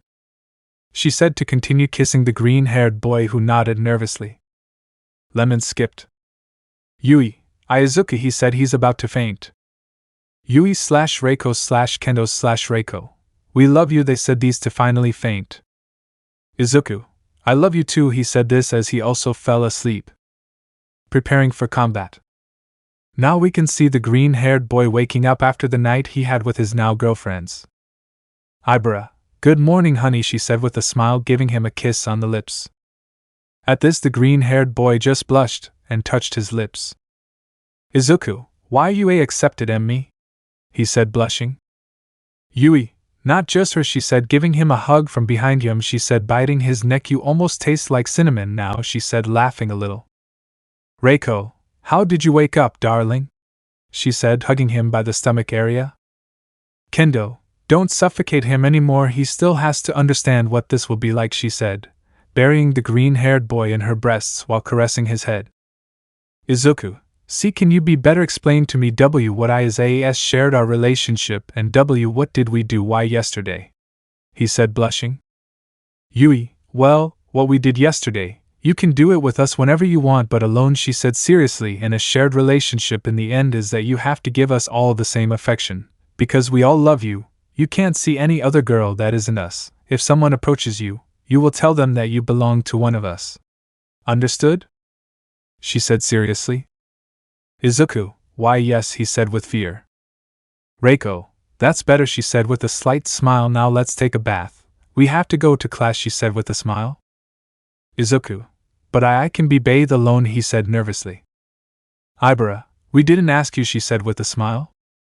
The green-haired boy swallowed hard at this. He had no choice but to resign himself. Then Reiko used her quirk and took Izuku to the bathroom. They were impatient. They wanted to see the green-haired boy's body, since at no time did he take off his shirt and sleeves. They were about to undress the green-haired boy, but they saw how he began to tremble. Kendo, what's wrong, Izuku? She said worried. Izuku, if you take my shirt away, why you won't get away from me, he said with fear. Yui, of course not, why would we do that? She said confused. At this question the green-haired boy just took off his shirt. The girls were in shock. They saw how the green-haired boy's body was full of scars. There was no part where there wasn't one. But the one that stood out was the one on his chest. It was a very large scar. The girls saw how the green-haired boy began to tremble a little while sobbing. The first to act was Ibara. She gave him a kiss on the large scar on his chest. Ibara, no matter what happens to you from now on, we will always be there for you, she said, hugging the green-haired boy. The girls did the same. They hugged the green-haired boy. The green-haired boy couldn't help but shed a few light tears of happiness. Izuku, girls, I love you, he said, wrapping them in a hug. This surprised the girls a little, not because he hugged them but because he did it without stuttering. Yui, we too, Izuku, she said while kissing the green-haired boy. At that the girls finished undressing Izuku and began to bathe him. Kendo rubbed his back with her breasts until... Izuku, Ibara, what are you doing? He said blushing. Ibara, sorry, I couldn't resist it, she said while sucking the green-haired man's member. Yui, hey, don't do it without inviting her, she said as well, to get in and start sucking him off. Then the other two girls joined in. The green-haired boy only felt each lick from each girl, and when he couldn't resist any longer, the fastest one was Kendo, who put the green-haired boy's penis in her mouth, where he let it all out. And she swallowed it happily. After a while the girls continued bathing the green-haired boy. When they finished they all changed together. The green-haired boy, seeing the kendo balls bounce, couldn't help but touch them in a chibi-like way. He hung on his back and began to touch them. Izuku, they are very mesmerizing, said this chibi while playing with them. Kendo, Izuku, they're sensitive, she said, blushing a little. Izuku, that makes them better, he said, touching them more. Then Kendo hits the green-haired boy with a bump on his head. Kendo, you must ask my permission, she said, blushing. Izuku, sorry, he said with a bump coming out of his head. After that they went down to have breakfast where everyone greeted Izuku in a military manner. He just got confused but didn't give it any importance. After breakfast they went to the living room since they had some news for him today. Vlad, okay brats, I'll be quick, put on your hero suits and go out. You will face Class A 1 versus 1, he said seriously. Class B, what? They said in surprise. Vlad, you heard me, so prepare for combat, he said with a smile. The rise of Izuku Midoriya. Now we can see all the students of Class B putting on their hero costumes, each one in their respective dressing rooms. After that, everyone went out to the field where they would train. Some girls blushed for Izuku, but he was nervous and only hid in Reiko. Reiko, it's so cute, she said while caressing her hair. Vlad, okay brats, the fights will be 1 versus 1. You can win if you leave your opponent unconscious. You can use the whole field and the fights will be. He proceeded to say the confrontations that everyone would have, and so they went on, all the confrontations until the last one arrived, a confrontation that Izuku wanted to avoid, but he had no other choice. Izuku Midoriya vs. Bakugo Katsuki. At that moment Bakugo put on a sly smile, wishing for the green-haired boy to defeat him before his hands. Izuku just got nervous but saw how a hand was placed on his shoulder. Reiko, you can do it, we love you, she said in a low voice while Kendo, Yui and Ibara agreed. At that moment the green-haired boy, with a little inspiration, nodded nervously and headed to the field. Bakugo, I'll kill you, he said with a sly smile. Izuku at that moment he only felt fear, but what could he do? His girls trusted him. He was not going to let them down. At that moment Vlad blew the whistle where Bakugo quickly headed towards Izuku with an explosion. Izuku, right, he said, taking his arm and forcefully slamming it against the ground. Everyone at that moment was impressed by the green-haired boy's action. Ibara, you can do it, she said, encouraging him. Bakugo at that moment just got up annoyed. He just took a step back. If he couldn't hit the green-haired boy he would first break him, and then hit him. Bakugo, oh, so you're hurting people? He said, looking at the green-haired boy. The green-haired boy at that moment just opened his eyes a little surprised. Izuku, no. Your destiny is to kill all the heroes. Bakugo, so in the end those from the laboratory were right. You're just a dirty weapon, he said with a sly smile. Everyone at that moment was impressed. How was it that Bakugo knew the green-haired boy's story? Easy. He had heard Todoroki and Izuku when they were talking. Izuku, no, he said with fear. Your destiny is to kill All Might. Bakugo, in the end you are only what you were created for, to be a dirty villain, he said, finishing to break the green-haired boy. He just squatted on the ground holding his knees as he began to cry. Bakugo with a smile just approached him and began to move him roughly. Yui, Professor Vlad, stop this. This is not good, she said angrily. Vlad, you're right, Bakugo, stop right now, he said seriously. Bakugo, what? Of course not, you said it. The only way to win is to knock him out, and that's what I'll do, he said laughing. Izuku, me are in.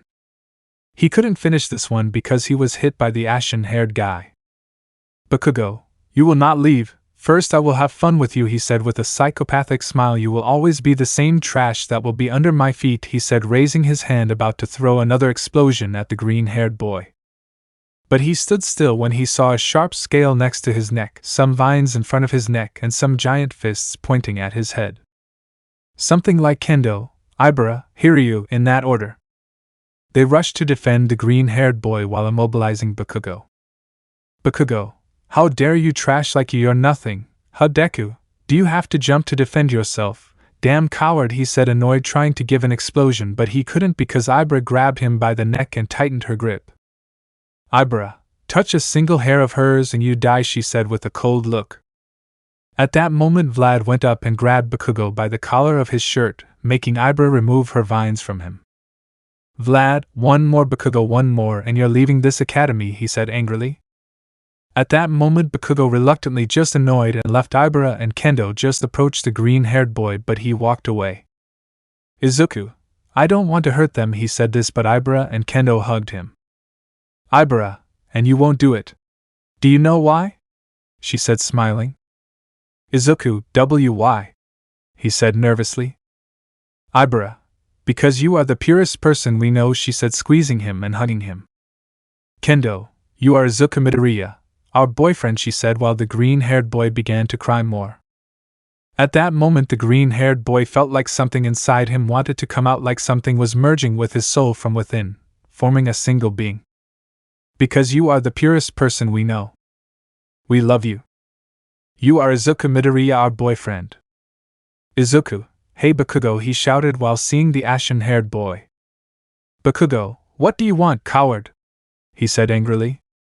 Izuku, how about you come back and we continue this fight, no interruptions, no rules, just you and me 1 versus 1, he said with a smile, watching as Bakugo turned around and started to approach. Reiko, are you sure about this, Izuku? She said, surprised by her boyfriend's new attitude, just like everyone else. Izuku, very sure, he said, putting on a big smile. At that moment everyone saw how the green-haired boy's eyes turned red. This alerted everyone, but they were surprised to see how half of his eye turned green. Izuku, maybe I was created to hurt people, but I won't. I was created by villains for their dirty purposes of satiating power. But I will break all the rules and free myself from the chains that bind me to that past. I am Izuku Midoriya and I will be a hero. I will be the next #1 hero. For me, for my mother, for you, he said with a big smile. This brought a smile to everyone's lips. It had been accepted, according to what they understood living with him. The red eyes were that thing he carried inside and the green eyes were the usual green-haired one, but what they saw was new. It was as if the two merged, bringing out the best in each one, the humility and purity of the green-haired one, and the security and destructive power of the Gama Alpha. He only saw himself face to face with Bakugo, who had a smile. For some reason he knew he would enjoy that fight. Bakugo, and what about that change? He said, smiling. Izuku, I just accepted myself for who I really love, he said, smiling. Bakugo, who are you? He said, smiling. Izuku, I am what I should have been from the beginning, since I was 4 years old, he said, getting into a fighting stance. I know that when I was 4 years old we stopped seeing each other because those bastards kidnapped me, and our reunion and relationship hasn't been the best so far. But how about fighting like when we were kids, like? Bakugo, 0 ground. Izuku, and Beta 0, he said with a smile. Bakugo, so you still remember them, huh, Izuku? He said with a big smile, excited for the fight. Izuku, never forget it, Kaken, he said, smiling. At that moment everyone prepared themselves. They knew what was coming. It was going to be an unprecedented fight, an epic fight. Then Vlad, with a smile at his students' assent, just blew the whistle. The two stood still, but they saw how Izuku with a smile began to jump from side to side, just like Bakugo stretching. These at great speed launched themselves at each other to start the great battle. Class A, let's go, Bakugo, some said excitedly. Class B and Todoroki, let's go, Midoriya/Aizawa, they also shouted excitedly. Izuku, Katsuki, he said, launching himself against the ashen-haired man. Bakugo, Izuku, he said, doing the same against the green-haired boy. Vlad, no doubt this will be a great fight, he thought with a smile. Two rivals. A fist clash formed. Everyone saw how Bakugo stepped back a little from the impact, but they also watched in amazement as Izuku grimaced slightly in pain. Izuku, you're going all out, huh? He said with a challenging smile. Bakugo, from the beginning, he said, also smiling. Bakugo created an explosion of colossal magnitude that sent both the green-haired boy and him flying. Everyone watched in shock as Bakugo stood up, and watched in astonishment as the green-haired boy stood up without half of his body. Izuku, you could have killed me, did you know that? He said in a mocking tone as he regenerated. Bakugo, I'm not stupid, I know you can scold yourself, he said with a smile. Everyone watched this fight with shock. Monoma, what's wrong with Izuku? Did he lose his shyness? he said happily. Todoroki, no, this goes much further, he said while everyone paid attention. Right now Izuku, and whatever is inside him are fighting as one as a single being, bringing out the best in each one. I recommend that you do not blink, you do not want to miss anything of this fight, he said with a smile. Everyone at that moment turned their gaze to the fight. Izuku finished regenerating and at an overwhelming speed he arrived at Bakugo, hitting him in the jaw. This blow sent Bakugo crashing into a large concrete wall, but with an explosion he headed back into the fight at high speed, kicking Izuku in the stomach, which he hardened. Then he grabbed Bakugo's leg and sent him flying, but he didn't realize that Bakugo had grabbed his arm. Bakugo, mega explosion, he said while causing a huge explosion that made some students have to take cover. Yui, Izuku, she said worriedly. Everyone at that moment worried saw with shock how Izuku, who had only his feet left, began to regenerate at an exorbitant speed. Bakugo, what? That was supposed to be my best attack, he said nervously but with a smile because the fight is not over yet. Izuku, my turn, he said this so that everyone could see with shock the green-haired boy was beginning to emanate black fire from him. Vlad, what? Kendo, this. Ibara, passing. Everyone watched in shock as the fire began to completely cover the green-haired boy's body until it became like a torch. Izuku, roar. Bakugo, what is that? He said, watching as a light was generated in Izuku's mouth. Izuku, from the dress. Yui, what are you doing? She said surprised. Izuku, from the heavens, he said while spitting a large amount of fire directly towards Bakugo. Bakugo couldn't do anything but watch the attack and cover himself with his arms. Everyone watched with a little fear as the green-haired boy's flame covered Bakugo completely, but then they saw how it went out and Bakugo was badly injured but still standing. Bakugo, you are strong, huh? He said with a slight smile. I never knew why I did it. Izuku, I see you hardened it, he said smiling. I was jealous, but of what?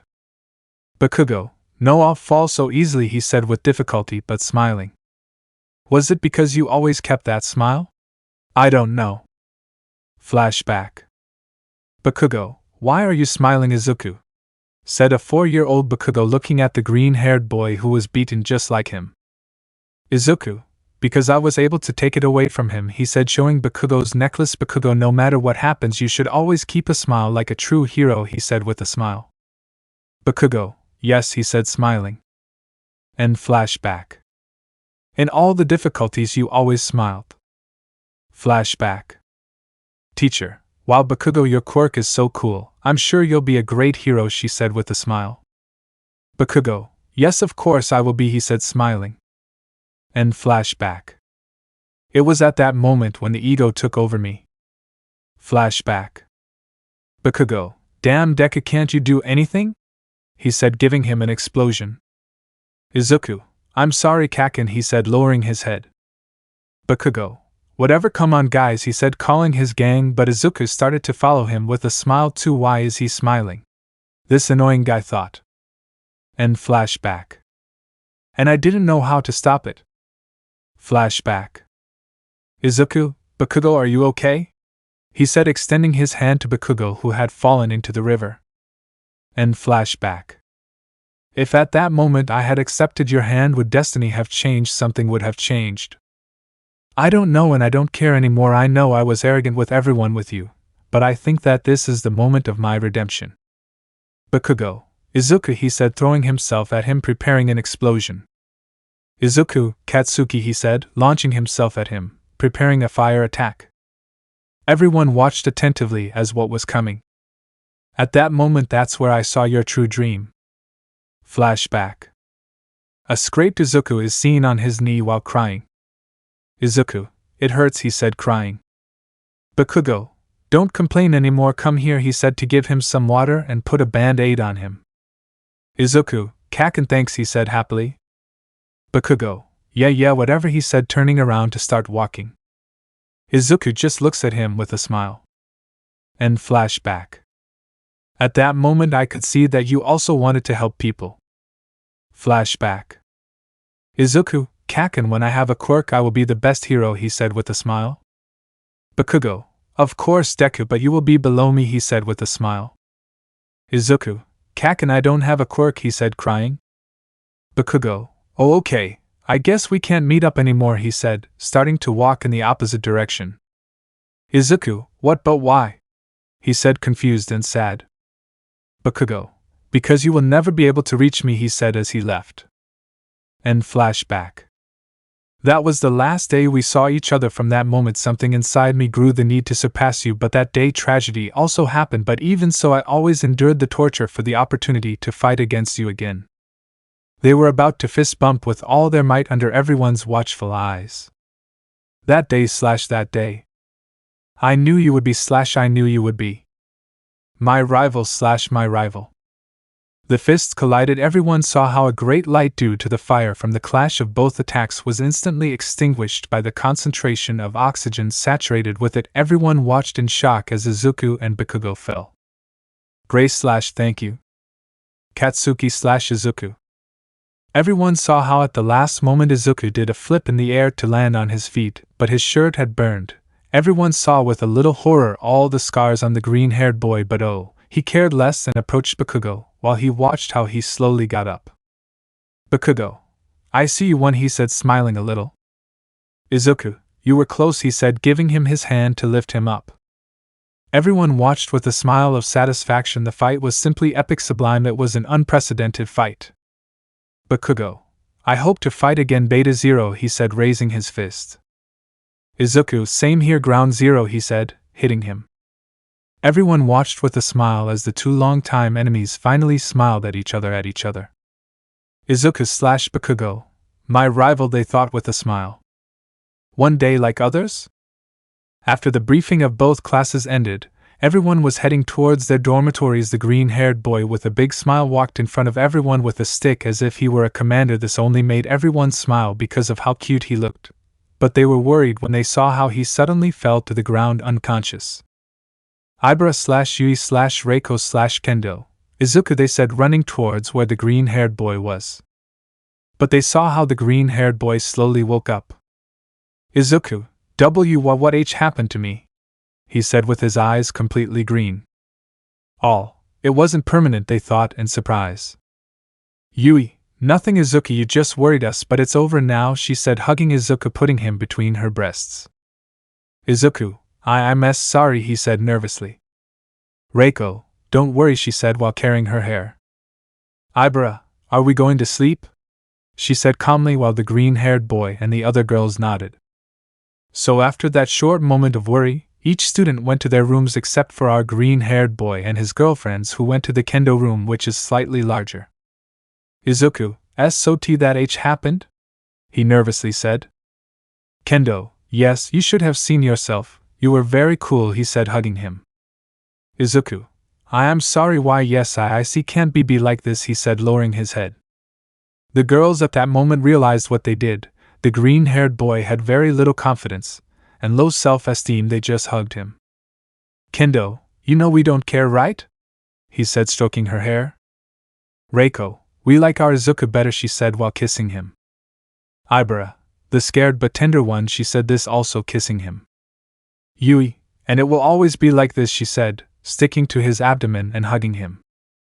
Izuku at that moment could not help but shed a few light tears, but it was obvious he had never felt the affection of a family since he was 4 years old. He just hugged the girls, enclosing them into hug. Izuku, girls, I love you, he said, hugging them. At that moment the girls were surprised to see that the green-haired boy said it without stuttering.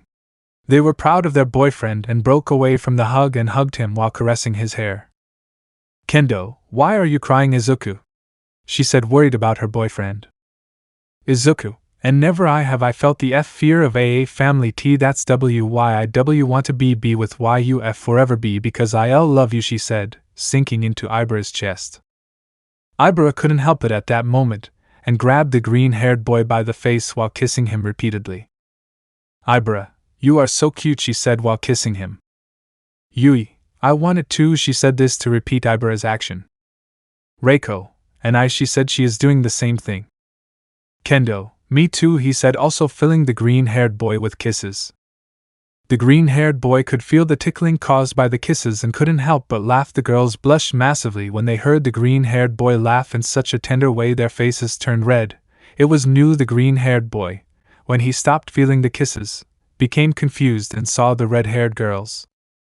Izuku, gee girls, why you have AF fever, are you okay? What's wrong with you? He said worriedly. The green-haired boy's concerns were enough to bring the girls out of their blushes.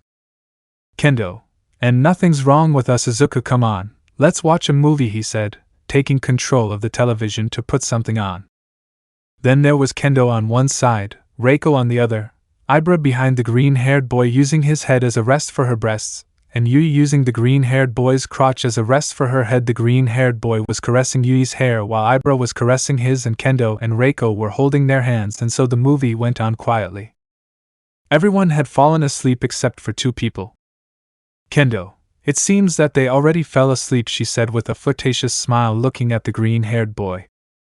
Izuku, why are you looking at me like that? He said nervously.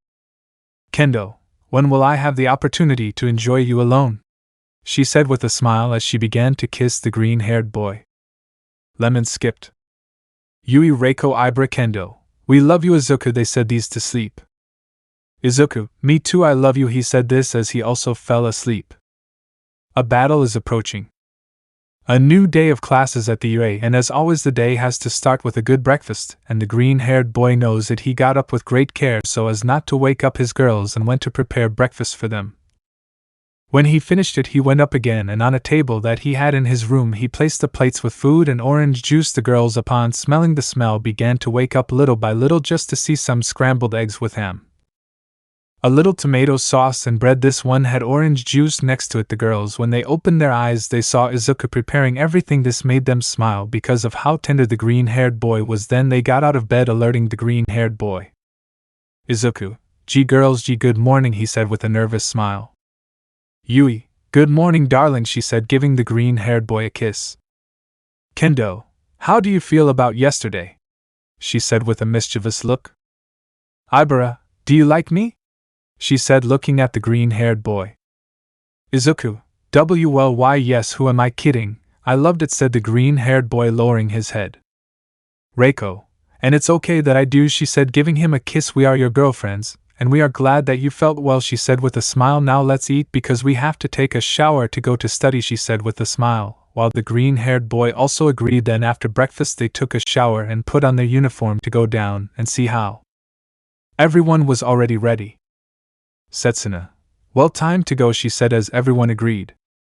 Then everyone set off towards the classroom, where on the way they met Class A. Bakugo just looked at the green-haired boy for a moment and approached him. Bakugo, learn to control that form and we will face each other again, he said seriously as he continued on his way. The green-haired boy, although nervous, put on a smile. Izuku, don't think I'll let myself be defeated, he said while looking at Bakugo. Bakugo, I hope so, he said with a slight smile. Then the green-haired boy and his entire class arrived at the classroom where Vlad was waiting for them. They sat down and watched as their teacher was about to announce something to them. Vlad, put on your hero suits and go to the beta field, he said while everyone agreed. Everyone following the order went to put on their suits. After that they went to the beta field where everyone was excited to see what their exercise would be, and they got even more excited to see that they would be battles, well, except for one green-haired boy. Izuku, but why yes, I don't want to hurt anyone, he said nervously. Vlad, if you quit I'll be forced to expel you for not having hero material. You don't want to stop seeing your friends, do you? He lied to encourage the green-haired boy. Izuku, oh okay, I'll go in, he said nervously. Then Professor Vlad put on a smile which made everyone understand he wouldn't expel him, he just wanted to encourage him. Vlad, then the fights will be. A few fights later. Vlad, and the last fight will be between Izuku Midoriya and Nito Monoma, he said seriously. At that moment Izuku and Monoma stepped onto the arena. Izuku just bowed and got into a nervous fighting stance. Monoma just responded to the bow and also got into a fighting stance as his fists enlarged. Izuku, the deck, no, I just copied your girlfriend's kendo quirk so it's not bad, he thought nervously. Vlad, get started, he said, blowing his whistle. Then at a moderate speed Monoma began to run towards the green-haired man trying to punch him, but he just dodged it. He was about to attack, but he saw how his whole world turned green and some letters appeared next to Monoma. Name, Nito Monoma. Quirk, big fist copy from his original Quirk. Power level, 154/10,000. Weakness, big fists slow him down. The green-haired boy was only a little surprised to see this but decided to play it down. He saw how his whole world returned to normal colors. Then he saw how Monoma tried to punch him, but when he saw that he was going slow he got on Monoma's fist and gave him an ACHA kick right in the head. This made Monoma step back a little stunned. Monoma, nice hit, he said with a slight smile. Izuku, sorry, he said this nervously. Monoma, no problem, but let's be serious. He said this so that everyone could see with shock how his hair began to grow and become vines like Ibara's. This surprised everyone since they did not expect that he could copy mutation-type quirks. I made it a little stronger XD. The green-haired boy once again noticed how his world turned green and letters were again next to Monoma. Name, Nito Monoma. Quirk, vines copied by his original Quirk. Power level, 187/10,000. Weakness, the vines are not as developed as the original carrier and can be easily cut. The green-haired boy, seeing the information that appeared next to Monoma, was scared again. Izuku another Quirk? He thought, confused. Then, seeing Monoma's hair coming, he struck with his open palm which cut off the video. Monoma, panting from exhaustion, I thought that would be enough, he said, standing on guard. Well, last attempt. At that moment, everyone watched in shock as Monoma began to take some stones and throw them at the green-haired boy, but at the moment he snapped his fingers, they became giants. This impressed everyone. It was like Yui's Quirk but with even more power. Monoma, if you're wondering what I did, it's that Kodai's Quirk was one of the ones I copied the most, so I decided to train him and I implanted him. I evolved him, he said with a smile.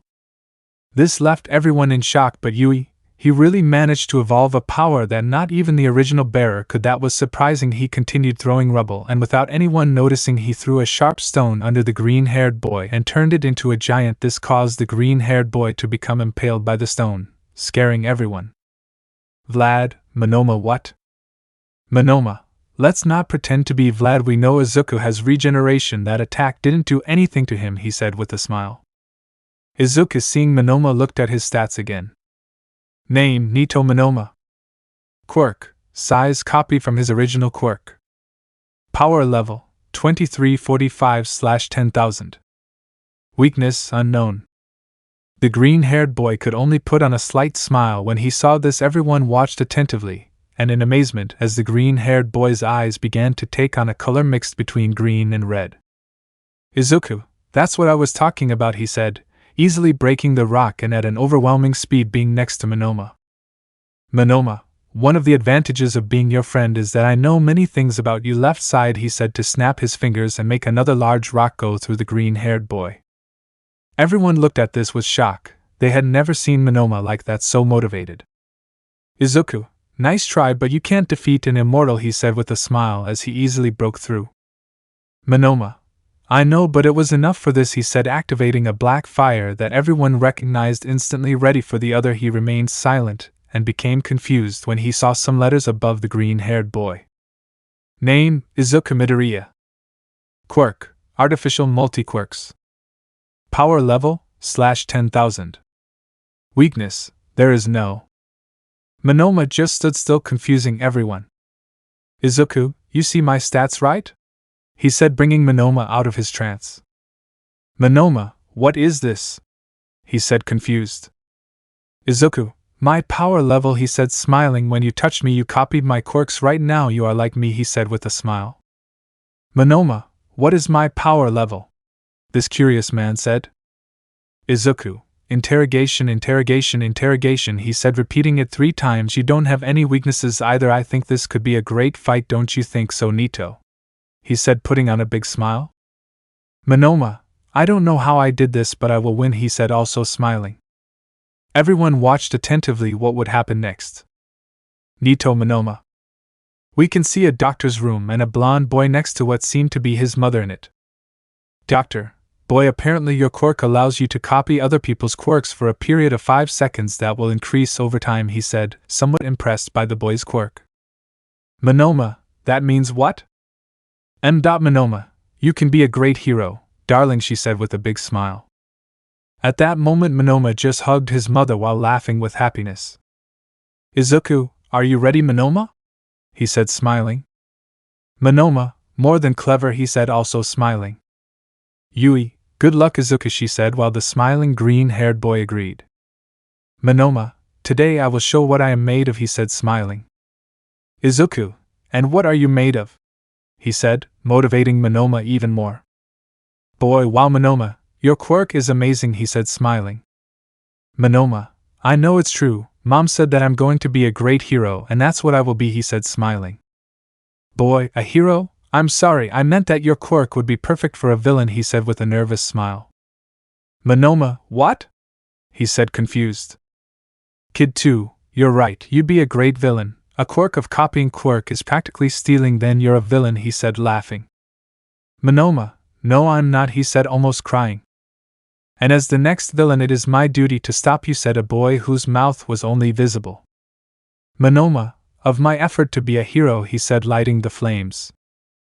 At that moment Izuku and Monoma threw themselves against each other. They clashed their fists with all their power, which caused a huge gust of air that almost sent everyone flying. We can see a child crying in the park. Monoma, leave me alone, I haven't done anything to you, he said, crying. I will be a great hero and I have to defeat you, future villain, he said, activating his quirk. But in that Monoma, because he was hurt, he saw a child approaching, but he did not see him completely. Izuku, Kaken, leave it, this is not from heroes, he said with fear in front of Monoma.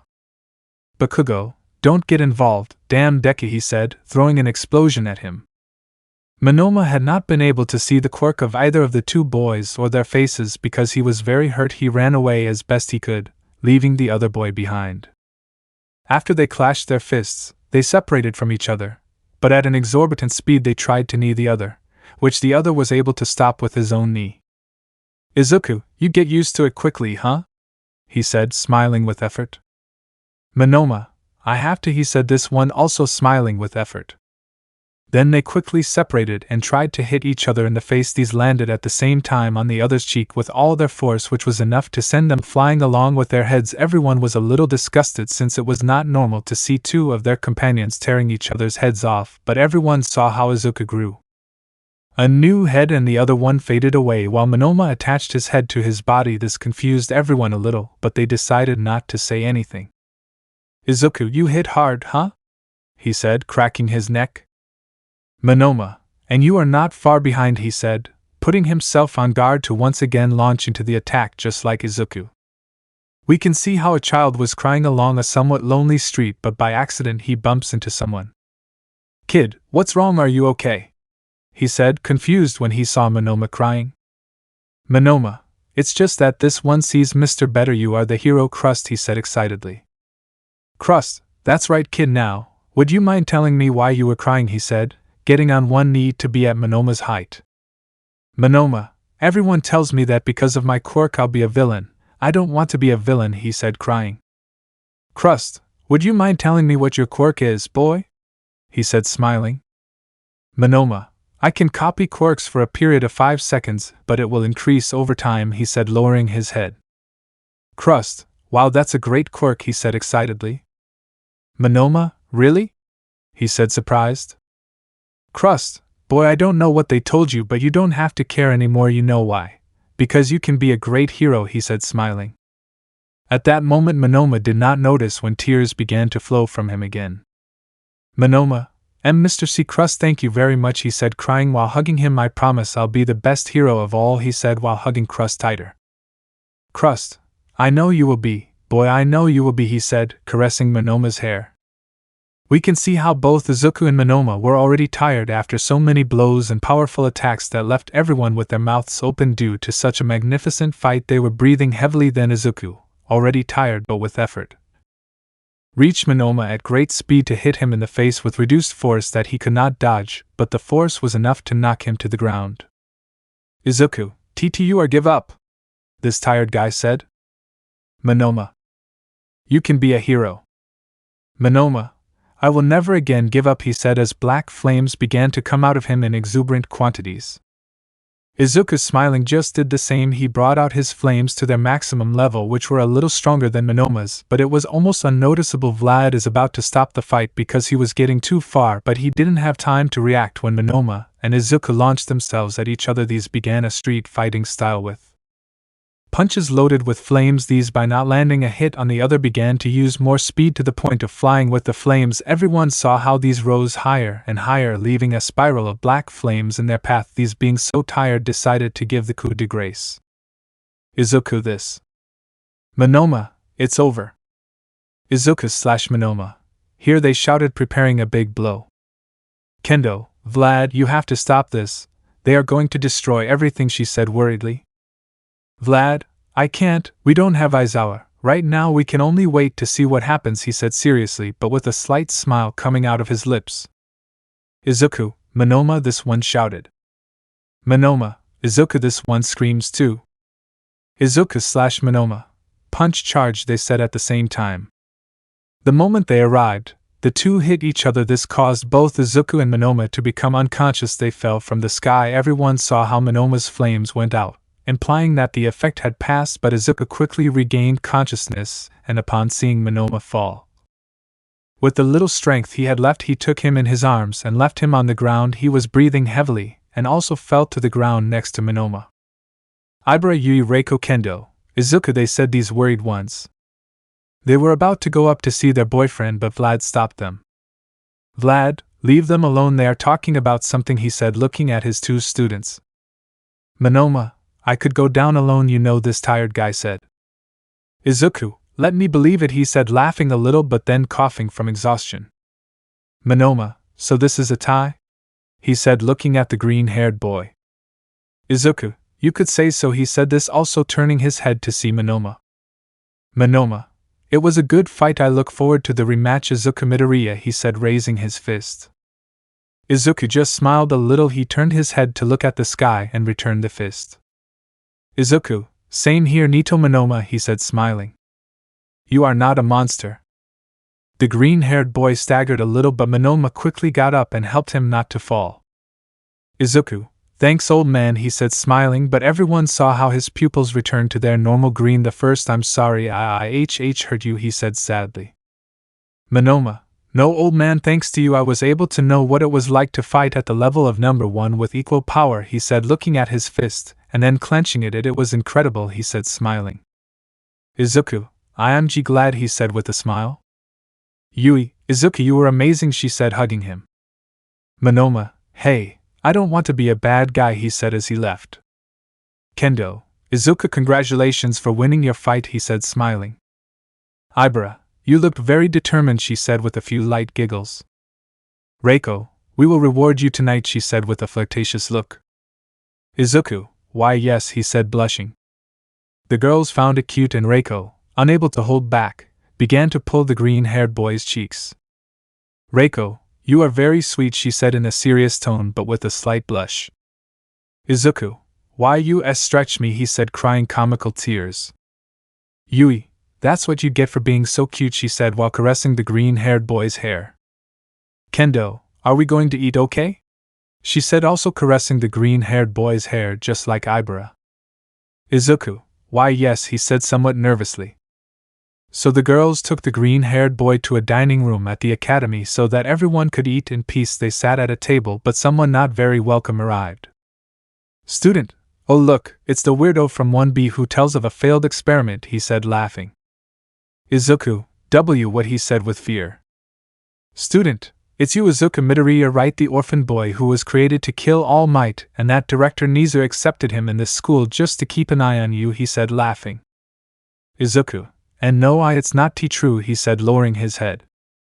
Kendo, hey, idiot, leave it, this annoying girl said. Student, don't be angry, cutie, why don't you just leave this idiot there and come with me, he said, approaching Kendo.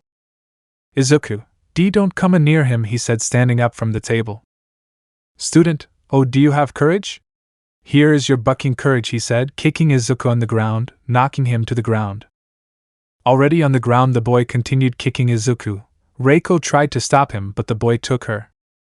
Student, oh, what's wrong, cutie? You can't wait while I'll fulfill your whim, he said, holding Reiko. Extra student, hey, shouldn't we do something? He said seriously. Extra student 2, no, he is a villain, he deserves that, poor girls. He surely has them threatened to be with him, said a girl with a disgusted face towards Izuku. Reiko, leave me alone, you idiot, she said, somewhat hurt.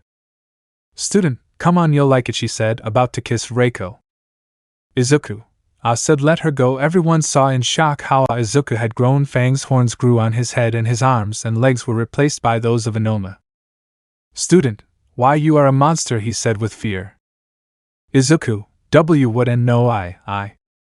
Student, help a villain, he said. Izuku, no, I'm not a. He couldn't continue because his nerves got the better of him. Everyone saw how his body returned to normal, and he ran away. Kendo, Ibara, Reiko, Izuku, they said these to follow him. Student, suffer, you damn trash, he said with a sly smile. Todoroki / Bakugo, what did you just do? They said, glaring at the boy. Student, just scare away a villain, he said with fear. Bakugo, well, the only villain I see here is you, he said, preparing his quirk. Todoroki, and as future heroes it is our job to stop you, he said, starting to generate cold and heat. Everyone around decided to turn around so they wouldn't have to see the beating they were giving the other student. With the girls. Izuku, here you are, she said, watching Izuku curled up in a corner crying. Ibara, Izuku, she said, getting closer, but he moved away. Izuku, no, I'm a monster, I don't want to hurt them, he said, crying. But at that moment the 4 girls hugged the green-haired boy while playing with their hair. Kendo, you are not a monster, Izuku, and you never will be, she said, smiling. Ibara, and even if you were, it wouldn't matter, you would be our monster, our adorable and tender monster, she said, caressing the green-haired boy's cheek. We love you, she said while kissing him. Reiko, and we will always be there for you, she said, doing the same thing. Izuku, girls, he said, crying more. I love you very much, he said, enclosing them all in a hug. Ibara, we love you much more, Izuku, she said while carrying the green-haired boy with her vines and then putting him down. Kendo, come, let's go to the classroom. Class is about to start, she said with a smile like the other girls while the green-haired boy nodded. After that the classes passed quietly. Some praised the green-haired boy for his great power and battle demonstration, as well as Monoma only responded with a thank you, while Izuku only lowered his head in shame. After that the bell for the exit rang. It was time to go to the bedrooms. Then the green-haired boy and the girls headed there. When they arrived they decided to prepare something to eat. Kinoko, let's make mushroom soup, she said excitedly. Monoma, Kinoko, don't take it the wrong way, but mushrooms again. We ate mushrooms the day before yesterday, we'll eat that tomorrow, right? For today, let's let someone else choose what they want to eat, he said with a smile. Kinoko, she said sadly with a pout. Tetsu, let's see someone who has never chosen something that we don't eat. Midoriya, old man, choose what you would like to eat, he said with a smile.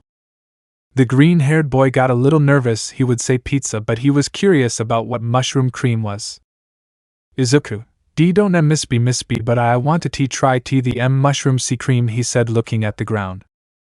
Kinoko, oh yes, right now I will prepare the best mushroom cream so you can lick your fingers. I won't take long, you will become addicted to it, she said as she entered the kitchen. Did you really want that, Izuku?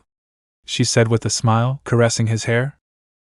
Izuku, why yes, I was curious to know what it was, he said, blushing while looking at the ground. Girls, how cute, they all thought with a blush. After a few minutes Kinoko came out with a pot full of mushroom soup. Kinoko, eat, she said, wiping her sweat.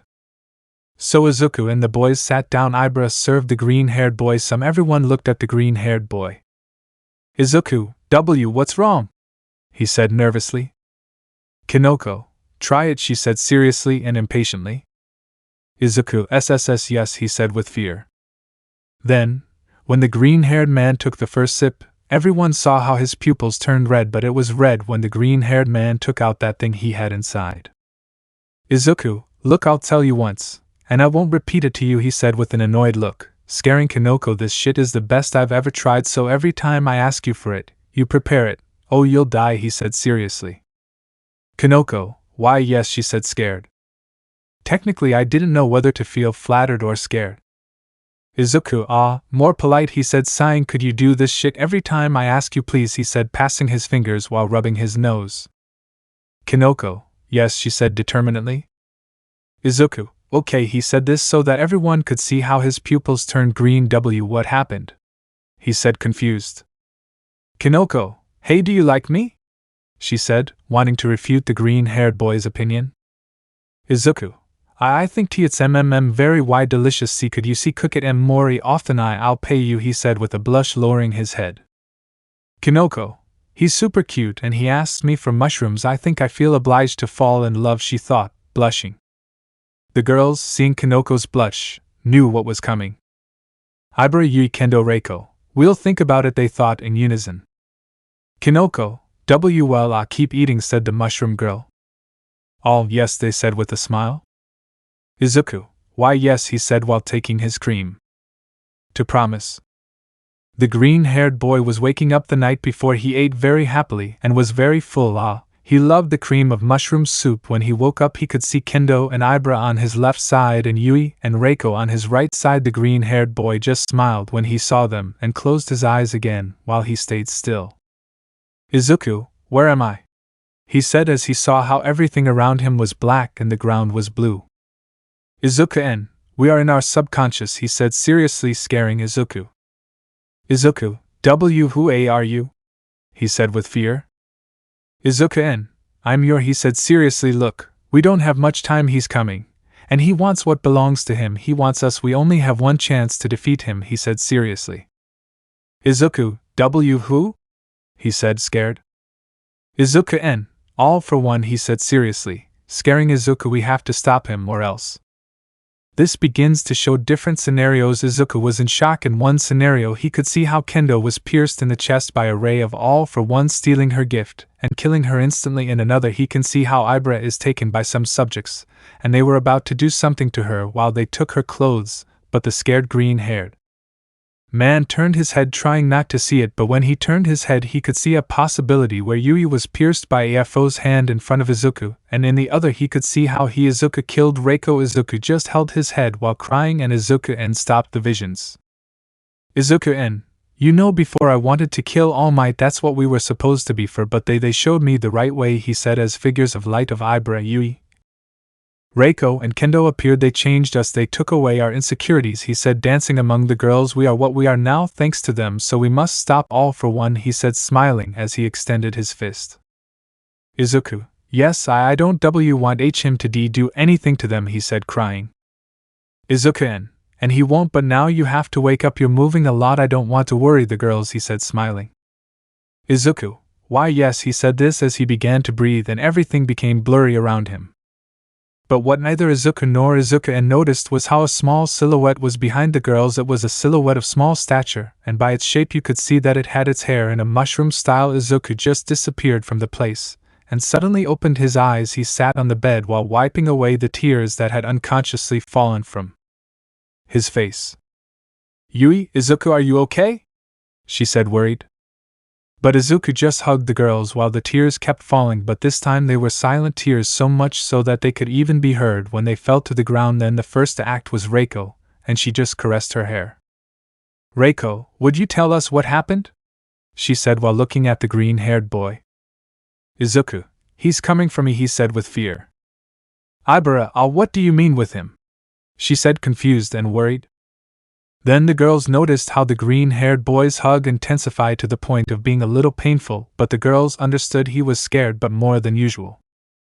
Izuku, the guy who created me, All For One, he said, leaving all the girls in shock. Kendo, he's coming for you?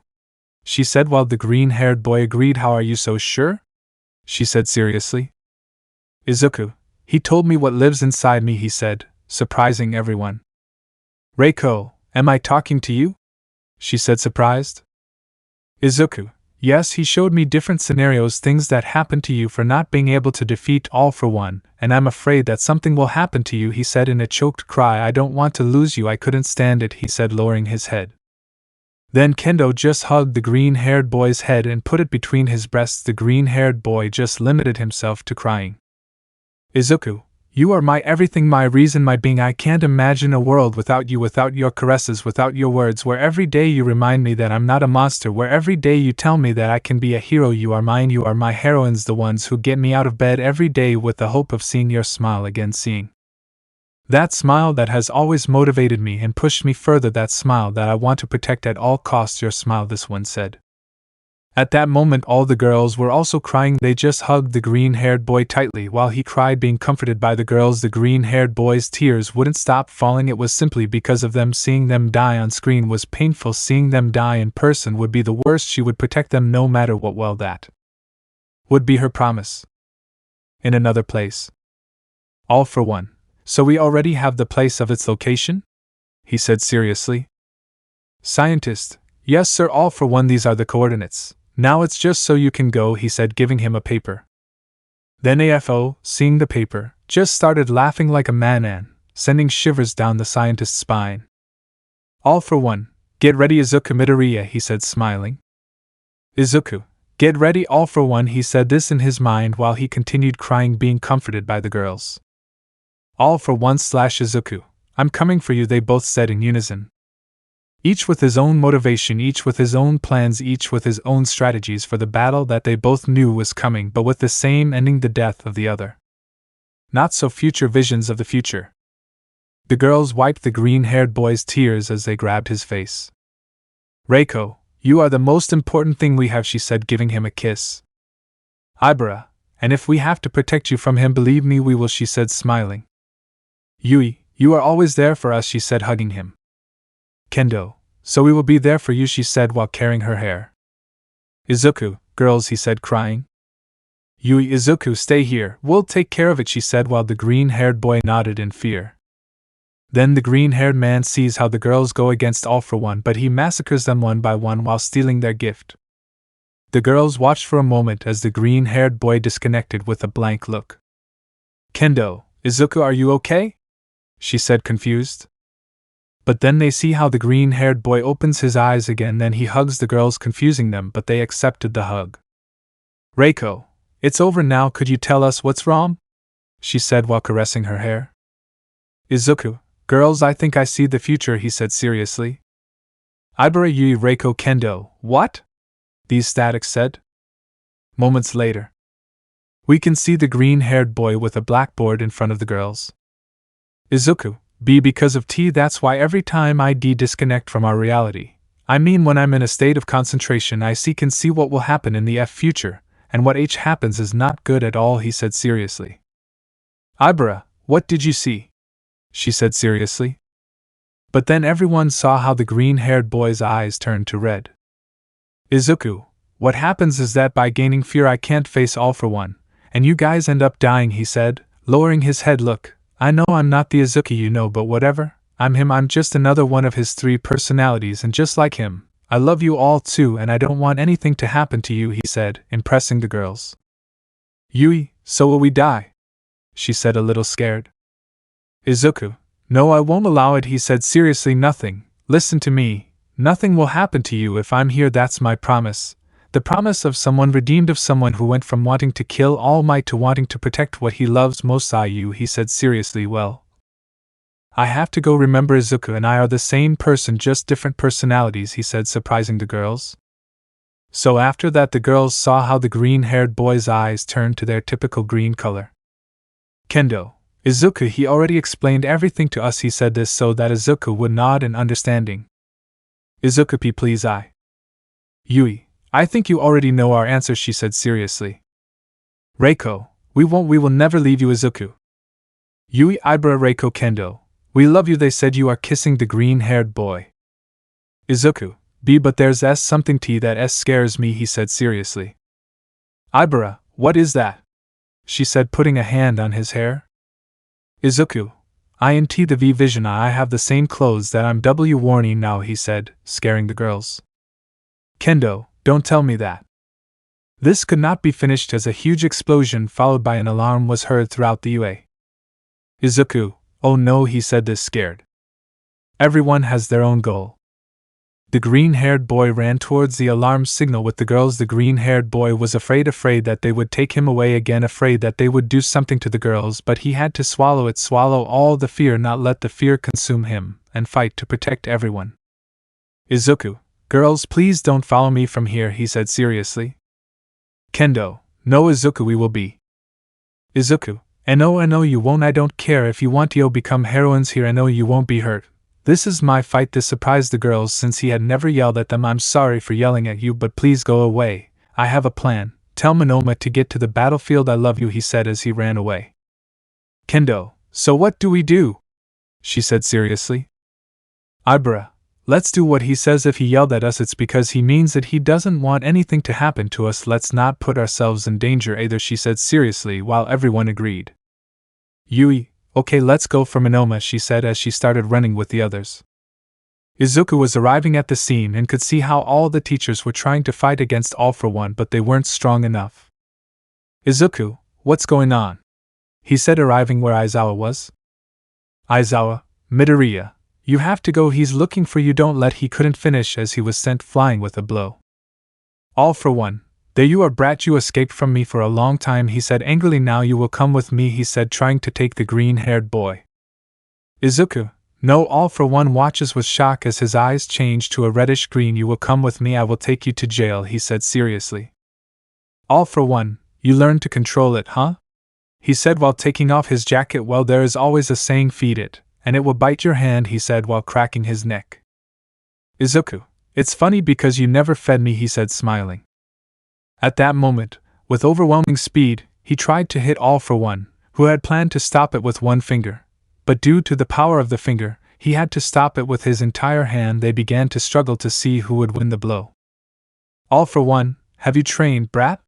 He said with a strangely calm smile. Izuku, the day I knew I would face you, entering into death for this moment, today you die, father, he said seriously. All For One, hey, do you really think you can kill me?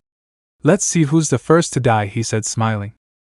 Then he tried to throw a black whip towards the green-haired man, but he took it directly. Izuku wanted to scream as he felt how it burned his arm, but he wouldn't give AFO the pleasure. He pushed himself with the same rope and at inhuman speeds managed to kick him in the jaw that sent him flying. Izuku, Cementos, take all the injured. All Might can't fight anymore. I'll take care of him, he said seriously while Cementos agreed. Cementos, am I really leaving my job to a child? But for now he is the only one capable of defeating him, he said while taking the heroes away on cement stretchers. Then Izuku ran towards AFO. He would try to hit him, but he was faster and was able to pierce his chest. Then Izuku just smiled nervously while AFO also did the same when he saw that it didn't hurt him. Then Izuku headbutted AFO that he could barely bear. Then taking his hand out of his chest, he gave him another blow on the left cheek that almost sent the green-haired boy flying, but he hardened it and kicked AFO that this time did send him flying. All the students saw the great fight, good against evil. Those who once classified Izuku as a villain were today supporting him so that he could defeat the enemy. The fight continued. The destruction was noticeable, a large crater in the ground, and unfortunately the green-haired boy was losing. Everyone watched with fear as he fell to his knees. The green-haired boy just looked up to see AFO. AFO, you were someone very difficult to defeat, brat, but now I don't want you anymore. I will kill you and take your cell to create another one just like you. See you soon, kid, he this said one about to kill him. The girls who were arriving where the other students were crying. They didn't want Izuku to die. They wanted to jump, but the others didn't let them. Then the green-haired boy, upon hearing the girls' screams, tried to get up and hit AFO, but it wasn't enough. He stopped him with one hand. Everyone watched in shock as AFO pierced his chest with one hand and he didn't regenerate. Ibara, Reiko, Yui, Kendo, Izuku, they shouted while crying. But then Izuku felt a hand touch his head and AFO couldn't react when a blow charged with black fire sent him flying. Monoma, did I come on time? He said smiling. Izuku, Monoma? He said sighing heavily. Monoma, let's see if it works, he said biting his finger and letting his blood fall on the green-haired boy. Then the green-haired boy began to feel his chest slowly regenerating. Izuku, so that's how it feels, he said, getting up little by little. Then everyone looked with hope at the boy who just arrived and how Izuku got up. Everyone recognized him instantly as they knew he was one of the weakest in Class B, but what they didn't know is that he trained with Izuku. Since Izuku knew that Monoma could copy his quirks, he knew that it would be a great help to defeat AFO, and that was the moment. Monoma, so are we going? He said, getting into position.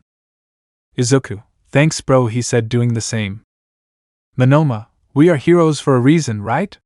If we are going to die, let it be defending all these people, he said, smiling. Then they saw how AFO slowly got up. AFO, damn brats, this annoying guy shouted to activate all his power. Everyone felt the pressure of the air, some even fell to their knees, but for Izuku and Monoma it was nothing more than just an aura of power. Izuku, let's go, he said, activating the black fire. Monoma, yes, he said, doing the same. Then this was propelled against AFO, starting a great fight. Monoma threw a punch that he could barely dodge, but he could not dodge Izuku's blow to the ribs that sent him flying, but he quickly recovered. Then he came to Izuku and grabbed him by the foot to send him flying against Monoma, who also flew out upon making contact with the green-haired man. But they would not let themselves be defeated so quickly. Then Izuku and Monoma launched themselves against AFO again. Everyone watched impressed as the fight took place. Izuku and Monoma no longer had energy, as did AFO. The girls prayed that they would succeed and that Izuku would win. Everyone has their own goal. Izuku, last attack? He said, smiling. This will decide everything. Monoma, I think so, she said, also smiling. This battle will change the course of history. All for one, damn you, he said, launching himself against the two. Izuku, roar, he said, filling his mouth with fire. For them. Yui, Ibara, Kendo, Reiko, come on Izuku, they shouted while crying. Monoma, from the beast, he also said, filling his mouth with fire. For her. Pony, Monoma, you can do it, shout is supporting the blonde. All for one, brats, he said, preparing his big attack. All, finish him, they shouted, supporting the boys. We will win. Izuku / Monoma, from the heavens, they shouted, releasing a large amount of black fire from their mouths. The fire hit AFO directly. They continued to roar, feeling their throats tear from the effort until it was over. All for one was gone. They won. All the students who saw this smiled, but tears began to fall when they saw the two boys. Monoma. Izuku. Everyone praised the two boys while crying. Ibara, Reiko, Yui, Kendo, and Kinoko quickly rushed to see Izuku. Pony rushed to see Monoma, but before they could get there they saw how these two looked up at each other. Izuku / Monoma. We won, they said as they bumped fists, and then fell unconscious. A little calm. Izuku and Monoma had been taken to the infirmary due to their injuries. Recovery girl was healing the green-haired boy until 4 girls came in. Yui, Ibara, Reiko, Kendo, how is it? They asked worriedly. Recovery. It's okay now, he's out of danger. It won't take long for him to wake up, she said so that all the girls could breathe a sigh of relief. I'll go out for a while, stay with him, okay? She said while all the girls agreed. Then Recovery left the room and the girls sat around the green-haired man's stretcher. Ibara. He looks very cute when he sleeps, she said while caressing his hair. Kendo. Sometimes I wonder how did we get to this point? She said, smiling. Reiko. Oh, what do you mean? She said she is making rolls with the green-haired boy's hair. Kendo. How we came to share it, you know, he just came as someone who had been abused, tortured, and somehow won our hearts, he said, taking him by the cheeks. Yui. Well, it just happened, and I'm very happy about that, she said, taking the green-haired boy's hand. Kendo. Me too, she said, squeezing his cheek. But then the girls noticed how the green-haired boy slowly began to open his eyes. Then they saw how he quickly stood up. Izuku, girls, he said worriedly. Ibara. Hey, calm down, we're okay, we're here, she said, smiling. Then Izuku hugged the girls. Izuku, I'm glad you're okay, he said, relieved. Yui, but how are you? She said worriedly. Izuku, I'm better, and Monoma, how is he? He said worriedly. Then the girls removed the curtain that separated the two of them, and they can see how Monoma was still innocent. Kendo. He arrived in time to save you, we are very grateful to him, she said while all the girls agreed. Then the green-haired boy was able to get up from his stretcher with difficulty, and walked towards Monoma. He cut his hand a little and let blood fall into Monoma's mouth. The girls saw how he slowly woke up. "Monoma, you couldn't let me wake up in a more natural way," he said, still in a little pain. "Izuku, dude, we did it," he said, smiling. "Monoma, we defeated the #1 villain?" he said while everyone agreed. "Wow, we are powerful," he said with a proud smile. "Ibara, Monoma, we wanted to thank you for arriving at the right time and saving Izuku. I don't know what we would have done if something happened to him," she said while kissing the green-haired boy. "Monoma, it's the least I could do for my best friend," he said, looking at the ceiling, but he started to cry. "No, I can't believe we beat the strongest villain. I'm so happy. I never thought I'd get this far," he said, wiping his tears. "Izuku, let's compete," he said, raising his fist. "Izuku, to see who is the best hero of all," he said, hitting him. Then Monoma, smiling, turned to look at the ceiling again. "Monoma, I want to see Pony," he said, smiling a little. "Ibara, I just had to do some things and I'll come see you," she said, smiling so that Monoma agreed. "Kendo, wait for me here, I'll go get some drinks, I won't be long," she said, so everyone agreed. Then Kendo, upon leaving the infirmary, could notice someone sitting on a bench. "Kendo, Kinoko?" he said. "He is watching the brown-haired girl." "Kinoko, how is Izuku?" she said, worried. "Kendo, Izuku?" this jealous woman said. "Kinoko, sorry and know this," she said this, but Kendo just laughed a little. "Kendo, just kidding, he's fine," he said, taking some drinks out of the vending machine. "Do you want to come see him?" he said this, so the mushroom-haired girl agreed with a blush. So when they opened the door, everyone was confused. But it passed when they saw Kendo come in, but behind her came another person, who was Kinoko. When they entered, they saw how the green-haired boy's eyes had turned green again. "Ibara, Kinoko? What are you doing here?" she said, confused. "Kinoko, I wanted to see Izuku," she said as she rushed to hug the green-haired boy. "Are you okay? How do you feel?" she said, almost crying. "Izuku, I'm fine," said this red something. "Kinoko, why you worried me a lot?" she said, crying while hugging him. "Izuku, don't cry, because if you see cry, I cry," he said, also crying. Everyone thought that moment was tender. Then Ibara, Reiko, Kendo, and Yui looked at each other intently and nodded as a sign that they were confirming something. After the sea of tears of both boys, they separated. "Izuku, I think that I already feel be better to go," this shy guy said. "Ibara, okay, let's go then," she said, taking the green-haired boy's hand to help him walk a little with the support of the other girls. "Kendo, don't worry, Monoma will tell Pony to come see you," she said, making Monoma blush a little. "Monoma, why yes thank you," he said, turning his head. After that the 5 of them went to Kendo's room. Kinoko didn't go because she had to do some things, but later she would go see the green-haired boy. But getting back to the subject, they would take him to Kendo's room, which is where they would lay the green-haired boy down. So when they entered, they helped the green-haired boy to sit on the bed. "Izuku, it hurts everything," he said with comical tears. But then he couldn't react when Reiko threw herself at him to kiss him just like the other girls. "Reiko, you worried us too much," she said, pulling her cheeks.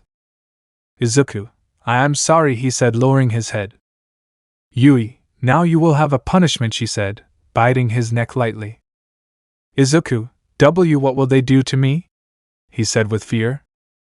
"Kendo, punish you," she said with a somewhat strange smile, throwing the green-haired boy onto the bed. "Izuku, there," he said nervously. Then the girls began to undress the green-haired boy, although it hurt a little, that's why they took it gently. Reiko began to gently massage the green-haired boy's face as she approached him. Izuku only blushed, which they seemed cute to Reiko, and began to kiss him passionately. The green-haired boy only reciprocated the kisses, but he grew a little when he felt how they caressed his crotch, and they were Kendo, Yui, and Ibara. They took out the green-haired boy's member and with excitement began to lick it. Reiko, seeing this, also went down and began to lick the green-haired boy's penis. Izuku only grew led at the girl's action, but he was happy, that he could beat All For One and that nothing was chasing him anymore. He had him very calm. "Elsewhere. Are you telling me that this boy has an alpha gamma inside him?" he said, surprised. "Yes, if we managed to get it out somehow, we could extract all its power. Imagine it, we would be super powerful," he said with a big smile. "And what are we waiting for?" he said, smiling. "The right moment," he said, also smiling. "Happy birthday, Izuku," It was a new day at UA, although the boys would be in the dorms since classes were cancelled for 2 weeks due to the reconstruction of the school. Right now, the green-haired boy was waking up with an extra weight on his chest, and as he rose, so did they. Izuku, good morning how did you sleep? He said, looking at the girls with a shy smile. Then Yui launched herself to kiss him. Yui, excellent thanks to you, she said, smiling. Ibara, and you, how did you sleep? She said while caressing the green-haired boy's hair while kissing him. Izuku, finally I was able to sleep calmly, he said with a big smile. Then the girls, seeing the green-haired boy's smile, couldn't help it was inevitable. They blushed deeply, and little by little they got closer to him. Izuku, girls? He said, confused and nervous. Then all the girls started kissing him all over, tickling him, which made him laugh tenderly, increasing the girls' desire. After a while of kissing, the girls finally separated from the green-haired boy. Kendo, well, time to take a bath, he said this so that everyone agreed. Then the girls took the green-haired boy to the shower and began to bathe all together. The girls rubbed the green-haired boy's back with their breasts while he blushed and just lowered his head, which seemed cute to the girls. Moments later they went out and began to change. The green-haired boy was putting on his slippers, and for better comfort he sat on the edge of the bed, but he felt something soft and long pressing on his head. Izuku, what is it? He said, confused. Yui, my thighs, do you like them? He said with a flirtatious smile. Izuku, I could stay here all day, he said, blushing at Yui since he said it without stuttering. Yui, and why don't you do it? She said with a smile. Izuku, I don't know, I could, he said, almost falling asleep. So the green-haired boy, unable to bear it any longer, fell asleep in the midst of such a comfortable sensation, making the girls smile at how cute he looked. Reiko, so what can we do today? She said while caressing the green-haired boy's hair. Ibara, I don't know, I think today will be the party of that guy from the Big Three, Mirio Togata, she said, this bored girl. Yui, are you really going to throw a big party for him? She said, confused. Kendo, well, so that Izuku and Monoma wouldn't have problems, he had to be given credit for beating All For One since he has his provisional license, she said, somewhat upset, as he did the girls. Reiko, well, if it's so they wouldn't have problems, but it still bothers me that their credit was taken away, she said while everyone agreed. Ibara, but I think it's for the best. Can you imagine how many women are going to go after Izuku now because, even though they gave credit to that boy, everyone saw how Izuku and Monoma defeated them. They only gave him credit so that his face would appear on the news, so now we must be more alert, she said with an aura of terror and jealousy just like the other girls. But the girls' thoughts were cut short when they heard a knock on the door. Ibara, I'm going now, she said to open the door. What are you doing here? She said, annoyed. Bakugo, you don't care, where's the nerd? He said seriously. Reiko, he's sleeping, so don't bother him and get out, you idiot, she said, also upset. Then Bakugo, without paying attention, pushed Ibara a little but without hurting him much and arrived at where the green-haired boy was, who wanted to laugh a little when he saw how he was sleeping between Yui's thighs. Then he hit him in the face, waking him up. Kendo, what's wrong with you, idiot? He said, enlarging his fists. Then the green-haired boy woke up suddenly and got nervous when he saw Bakugo. Izuku, Kak and what's happening? He said nervously. Bakugo, damn bucking nerd here, he said, giving her a box wrapped in gift paper, confusing everyone. Happy birthday, he said, leaving the girls in shock. Izuku, today it's July 15th? He said, confused, while the girls, still without removing their shocked faces, nodded. He remembered, he said with a slight smile. Then the green-haired boy opened the gift box. There was a small note followed by a drawing. I don't remember exactly what you and your mother were like when you were little. I hope to see that you are well. Happy birthday, brother. The green-haired boy opened his eyes wide when he saw him. It was almost a portrait of him and his mother when they were little. He still remembered that day, the day when Bakugo and he went to his house to play heroes and his mother played with them. He was surprised that he also remembered. He began to sob a little, which was enough to get the girls out of their shock when they saw how the green-haired boy began to cry. They got upset thinking that Bakugo had given him something bad, but they got confused when they saw a smile on his face. Yui, what's wrong, Izuku? She said while caressing his hair.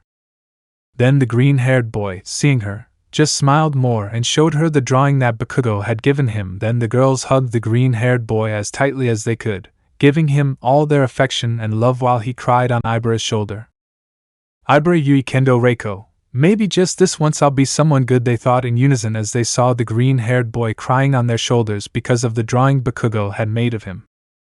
On the other side of the door, Bakugo, "Hey," he said with a laugh that no one heard, "I will recover all these lost years and I will do it in the best way. Just wait," he said as he left with his hands in his pockets. With Izuku. "Yui, honey, we're sorry we didn't remember your birthday," but Izuku takes her hands. "Izuku, I and never told you I also having you I is my best gift," he said with a big smile as the tears stopped, but the girls' tears began to fall. "Yui, Reiko, Ibara, Kendo, Izuku," they said as they rushed to hug the green-haired boy. "Ibara, we love you and it will always be that way," she said while squeezing the green-haired boy. "Izuku, I'll love them too a lot," he said, giving each one a kiss. Kendo, "But this is not going to stay like this. Wait for us, don't leave this room for anything. Ibara will stay with you, okay?" she said in a loving tone while the confused green-haired boy agreed. "Yui, well, let's go," he said while the three girls left, and only the green-haired boy and Ibara remained. "Izuku, what are you doing?" he couldn't finish because Ibara threw herself at him to start kissing him. "Ibara, I'm going to give you your birthday present," she said with a flirtatious smile. Time skip. We can see how Ibara put her clothes back on and the green-haired boy was in bed. "Izuku, is all of that necessary?" he said nervously and blushing. "Ibara, come on, or don't you like me?" she said, pretending to be sad. "Izuku, why yes, I'll like it," he said, lowering his head, blushing. "Ibara, how cute," she said, stretching her cheeks. "Come, I want you to feel comfortable like you did with Yui," she said, putting the green-haired boy's head between her thighs. The green-haired boy felt in heaven again. "Izuku, I think I'll start doing this more often," he said with a satisfied face. "Ibara, as many times as you want, darling," she said, carrying his hair. But they couldn't continue as the girls entered the room. "Yui, Izuku, we're back," she said, smiling, looking at the green-haired boy. "Reiko, come on, let's go downstairs," she said, smiling. Then the green-haired boy just agreed but saw how Kendo put a bandage on his head. "Kendo, just walk, you'll see why," he said, smiling as the girls took the green-haired boy from different parts to begin guiding him. "Izuku, where are we going?" he said, confused. "Yui, you'll see," she said with a slight smile. Then they guided the green-haired boy to the first floor. They placed him in the center of the room and removed the blindfold. "All surprised," said the students of 1A and 1B. The green-haired boy smiled when he saw how all his friends were at cake, food and music. "Ibara, did you like the surprise?" she said, smiling. Then the green-haired boy, without saying anything, just hugged the girls with all his love. "Izuku, thank you," he said with a big smile. "Kendo, Reiko, Ibara, Yui, we love you." "Izuku, happy birthday," they said with a big smile. "The end is near, more than you think." The green-haired boy was waking up after last night's party. With a smile he turned to his partner, and could see the girls still sleeping. He just smiled. The best thing he had in life was next to him. With his smile he got out of bed to brush his teeth and do his morning business. When he finished he buttoned his pants again, and was about to go back to sleep, but a great pain in his chest prevented him. The green-haired boy felt his chest begin to burn as he slowly stopped breathing. Desperate, not knowing what to do, he hit Ibara's leg a little hard to wake her up. "Ibara, ow, what?" "Izuku," she said worriedly, seeing the green-haired boy on the ground convulsing. This scream was enough to wake up the other three girls who, upon seeing the green-haired boy, also got scared and ran to help him. "Kendo, what's wrong with you?" she said, scared. "Ibara, I don't know, I felt a blow to my leg that woke me up and then I saw him convulsing," she said, almost crying. "Reiko, let's see, we have to relax," he said, making the green-haired boy float. "Let's take him to recovery girl now." He said this so that the three girls would nod.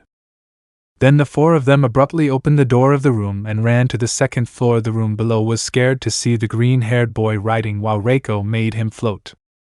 Tetsu, what's wrong with you?" he said, scared. "Yui, she's convulsing," she said, "she's crying." "Monoma, I knew this shit would be useful to me, he said, activating his quirk. Everyone saw at that moment how Monoma started to grow motors from his leg, and he grabbed the green-haired boy to start running at full power to the infirmary. Setsuna, let's follow him, he said as he started running with the whole room. In another place. Did it work? He said seriously. Yes, those little bugs are very helpful. I released a toxin that won't take long to kill him, he said with a slight smile. Finally, the power of the Gamma Alpha will be ours and no one will be able to stop us, he said with a big smile. Yes, you're right, Endeavor, but what are you going to do with him? He said, confused. Endeavor, I will implant it in my next son so that he will finally be the #1 hero, far surpassing All Might, he said with a macabre smile. You know that if someone finds out it could end your career, right? He said in a mocking tone. Endeavor, but nobody will do it, right, Shield? He said with a smile. David, you're right, Genji, he said with a slight smile. Well, I have to go. My daughter is waiting for me. We will wait for news of the brat's funeral, and when they find him buried we will extract the Gamma Alpha inside him, he said so that Endeavor would nod and he would leave the room. Sorry, All Might, but business is business, he said to leave that place. With Izuku. Monoma quickly took the green-haired boy to the infirmary, but Recovery Girl was not there, and he no longer had time. Izuku, the scalpel, he said with difficulty. Monoma nodded and took the scalpel to the green-haired boy. Izuku, get out of the room, and when the others come, don't let them in until I tell you, he said, almost out of breath now, he said so Monoma would leave. Then the green-haired man, seeing that Monoma came out, he took the scalpel and made a cut in his chest. At the moment of opening his chest, a large purple cloud was seen coming out of it. Expelled thanks to his regeneration factor, this was the poisonous gas that had entered him. The green-haired man, seeing how all the gas came out, activated his flames at low power only to see how the flames little by little consumed the gas until leaving no trace of it. The green-haired man, seeing how all the gas came out of him and was consumed. Little by little, the wound regenerated only to hear screams outside.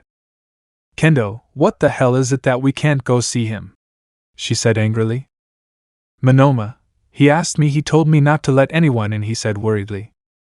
But no one could continue with their discussion as they watched with relief as the green-haired boy slowly left the room, leaning on the walls to walk. Ibara, Yui, Reiko, Kendo, Kinoko, Izuku, they said as they rushed to hug the green-haired boy.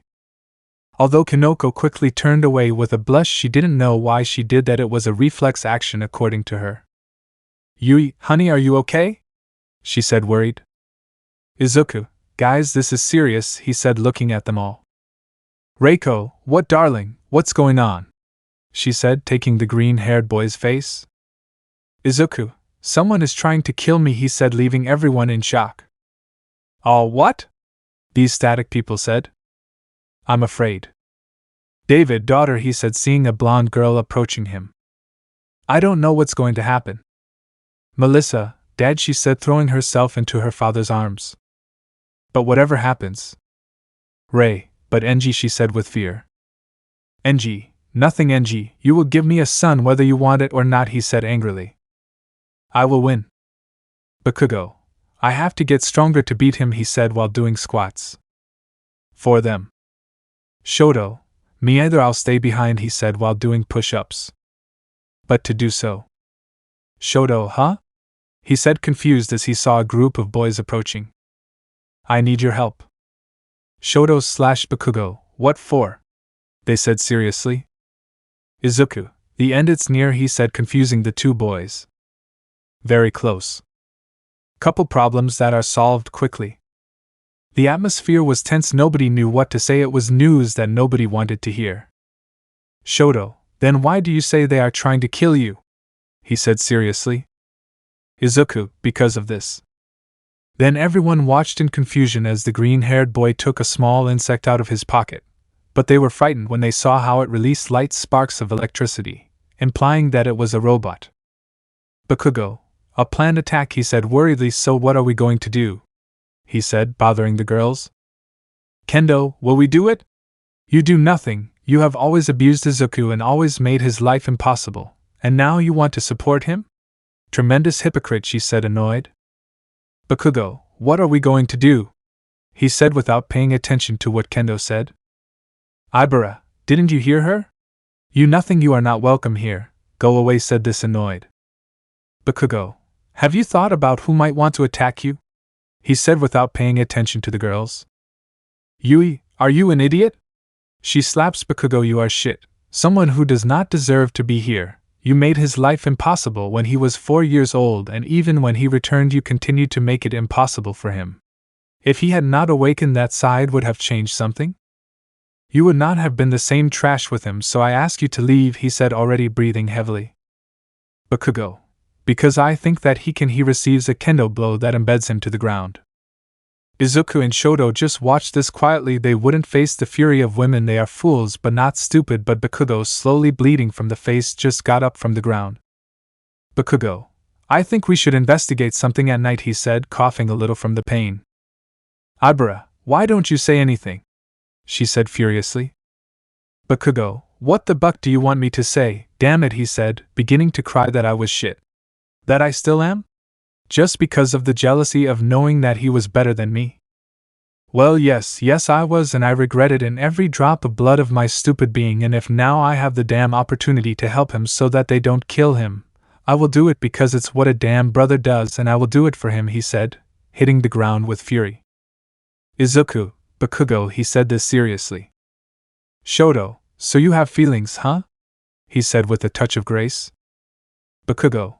I was and still am a bucking piece of shit, and I want to redeem myself from my damn actions that kill me every day, so I will help you with this shit whether you like it or not. He gets up from the floor wiping his tears. I'll wait for you two in my room at 10 at night. We'll go look for answers, he said, so that the two boys would nod and he would leave.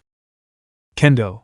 That's stupid. Nobody redeems themselves from their actions in such a short time, she said, crossing her arms annoyed so that the other 3 girls would nod. Shoto. But he was just trying to help, he said seriously. Reiko, look Todoroki, we won't tell you anything because you were one of the first people to help Izuku, and you even helped us in a certain way to be with him, but if you're going to defend him you better leave, she said seriously. Todoroki just looked at the green-haired boy and agreed for him to do the same. Then Todoroki turned around, and without saying anything he left. Izuku, you know girls, I don't think you should see him talking like that, he said somewhat nervously. Yui, no Izuku, he is not a good person now. He is helping you because he wants something from you, but when you least expect it he will betray you, she said seriously. Izuku, but noticed his gaze he has regretted. Reiko, Izuku, don't be an idiot, she said angrily, scaring the green-haired boy. You better than anyone should know what that idiot will do to you. Your whole damn life was tortured by him and those guys who took you. You should learn how to trust people, she said, approaching the green-haired boy as well as the girls.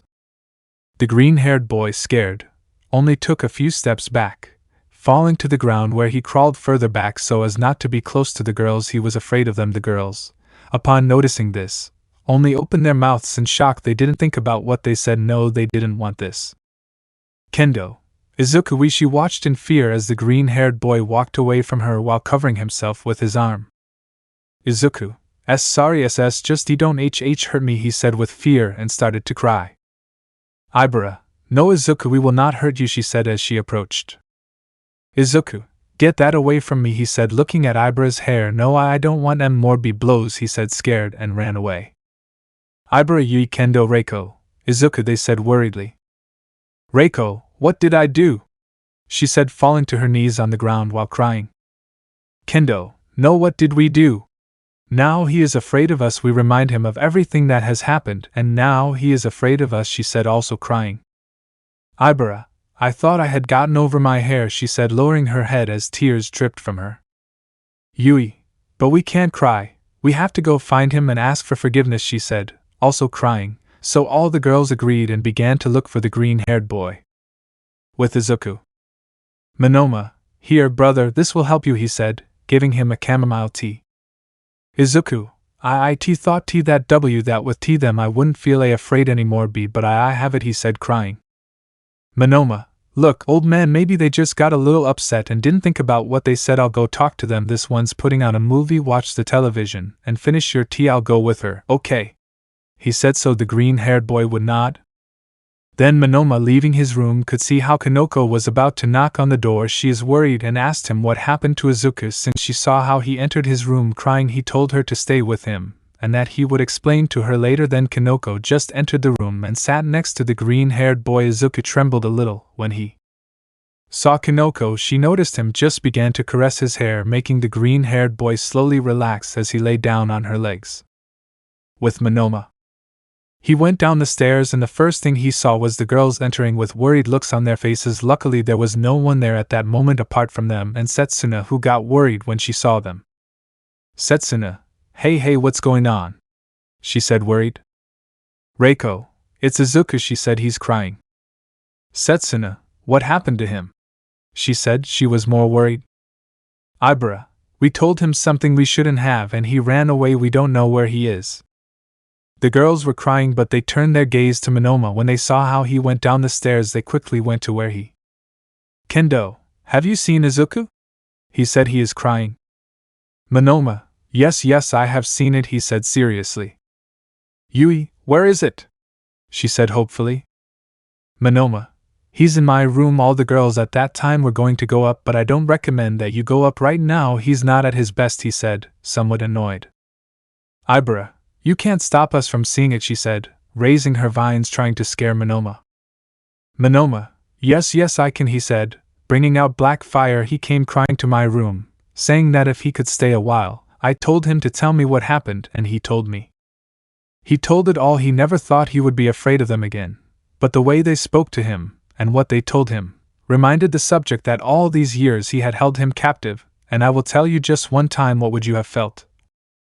If the person you love, you will remember that your best childhood friend with whom you grew up for 4 years bullied you just for not having power, and not only that, but on the very day of his birthday they killed his mother and kidnapped you to be an experiment created to kill All Might, surrounded by a lot of shitty people who hurt him too much every day and sometimes for their own goose. What would you feel if I reminded them that your entire life was a garbage and shit, and made the people you love remind you again just at the moment in which a guy we don't even know who he is trying to kill him? This annoyed man said while the flames intensified, but he was able to calm down. What he needs now is support, not someone to tell him that he is an idiot, he said, watching how the girls began to cry. Let him calm down for a while and then talk to him. I'll go see some things, he said, coming out of the bedrooms.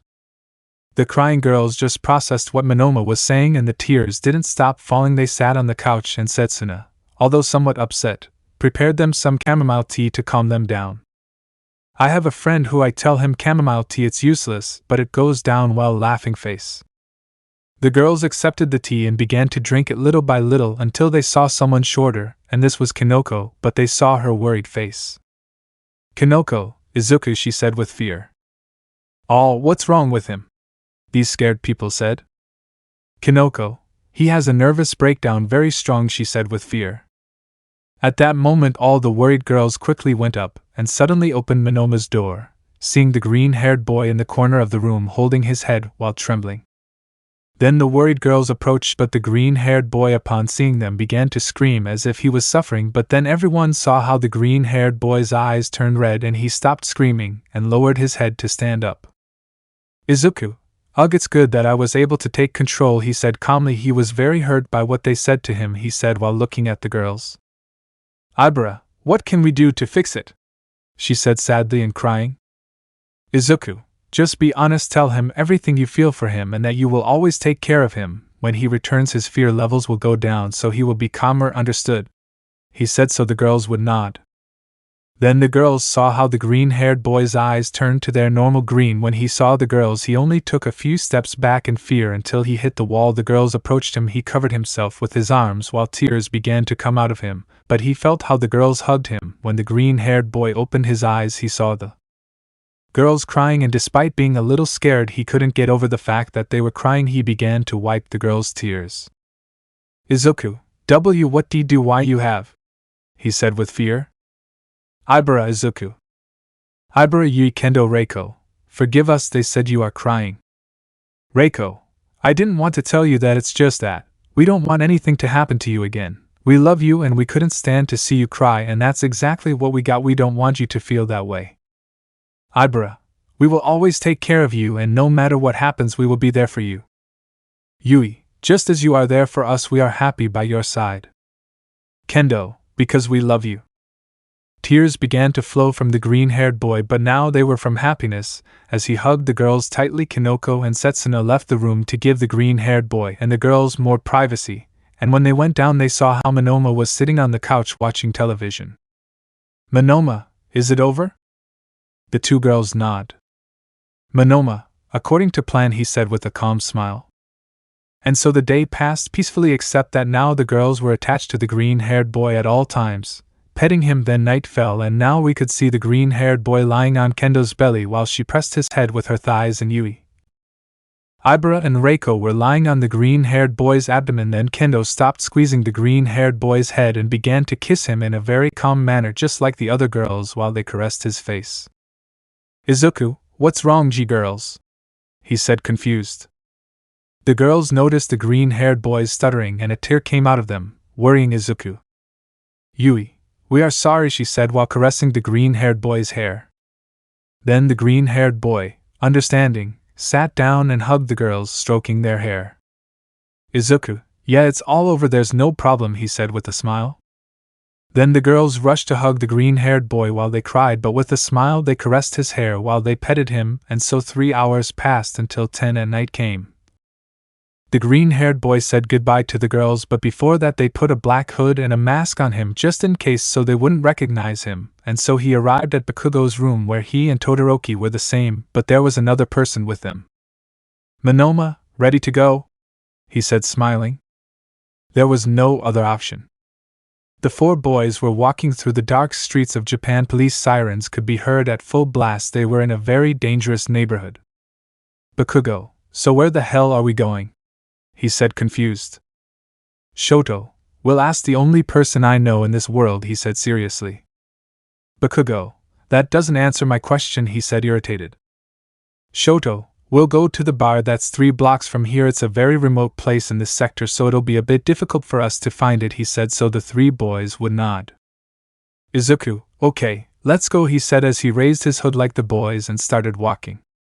They passed through the people hiding in the place. From time to time they offered them drugs, but they didn't pay attention to them until they came to what seemed to be an abandoned place with an old door, but it looked like there was light inside, so the boys saw Todoroki, and he nodded. Then the 3 of them entered, and when they did that they saw how the place was full of people drinking. Everyone kept watching the 3 boys, but then went back to their own thing.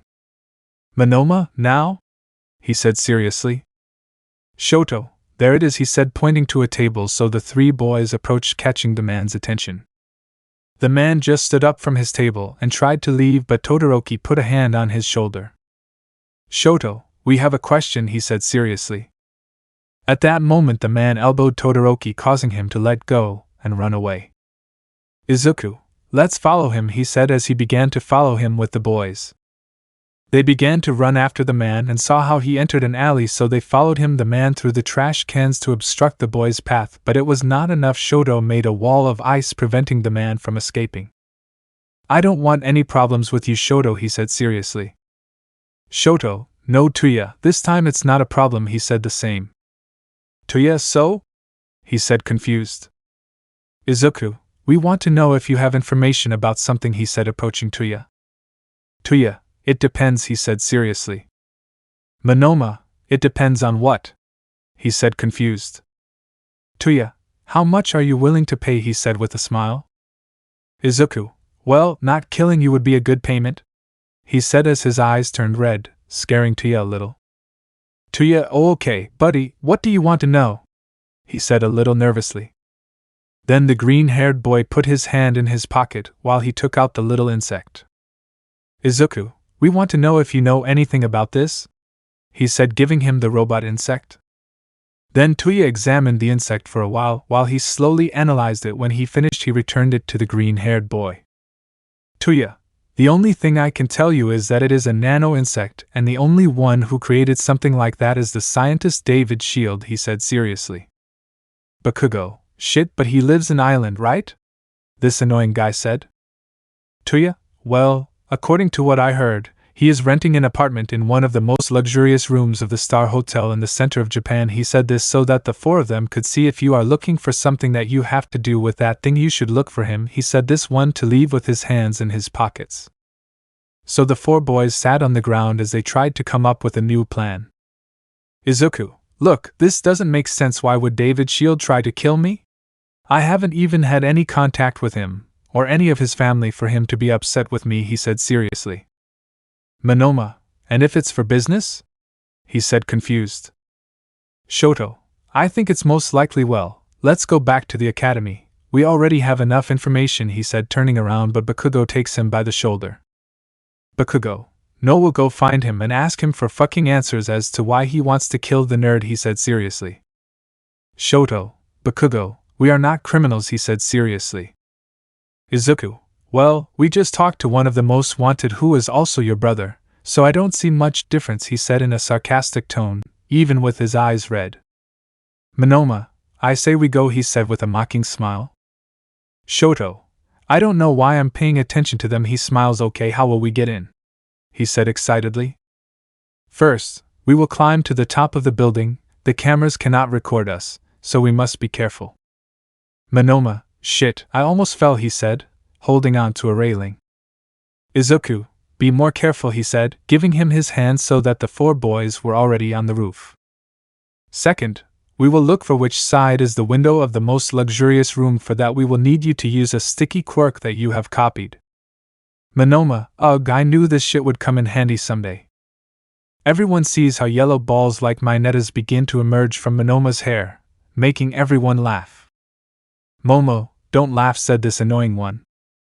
Third, you will investigate if there are more people with him, and where he is positioned, to know which duct to enter through. Monoma, there is only him and a girl, she seems to be his daughter. What do we do? He said seriously.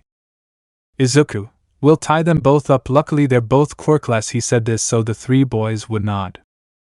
Fourth, we will look for the correct ventilation duct so we can fall on them. Bakugo and I will subdue the professor while Monoma and Todoroki subdue his daughter. Izuku, okay, I have you in my sights, he whispered. Ready? He said this so that the three boys agreed. 3, 2, 1 now. The green-haired boy opened the ventilation duct cover and fell right on top of the teacher, covering his mouth with a rag they were carrying. Melissa was about to scream, but Todoroki quickly put an ice stake on her neck. Shoto, if you scream I'll kill you, he said seriously so that the scared girl could only nod. Fifth, we will tie them both up and silence your daughter. We don't need third parties. David, I swear you'll regret this. Who are you? This annoying guy said. Then the green-haired boy raised his hood, shocking the professor. Izuku, I'm the one you tried to kill, damn rat, this annoying guy said. David, how do you know? He said scared. Izuku, I didn't know that, you just confirmed it to me, he said smiling.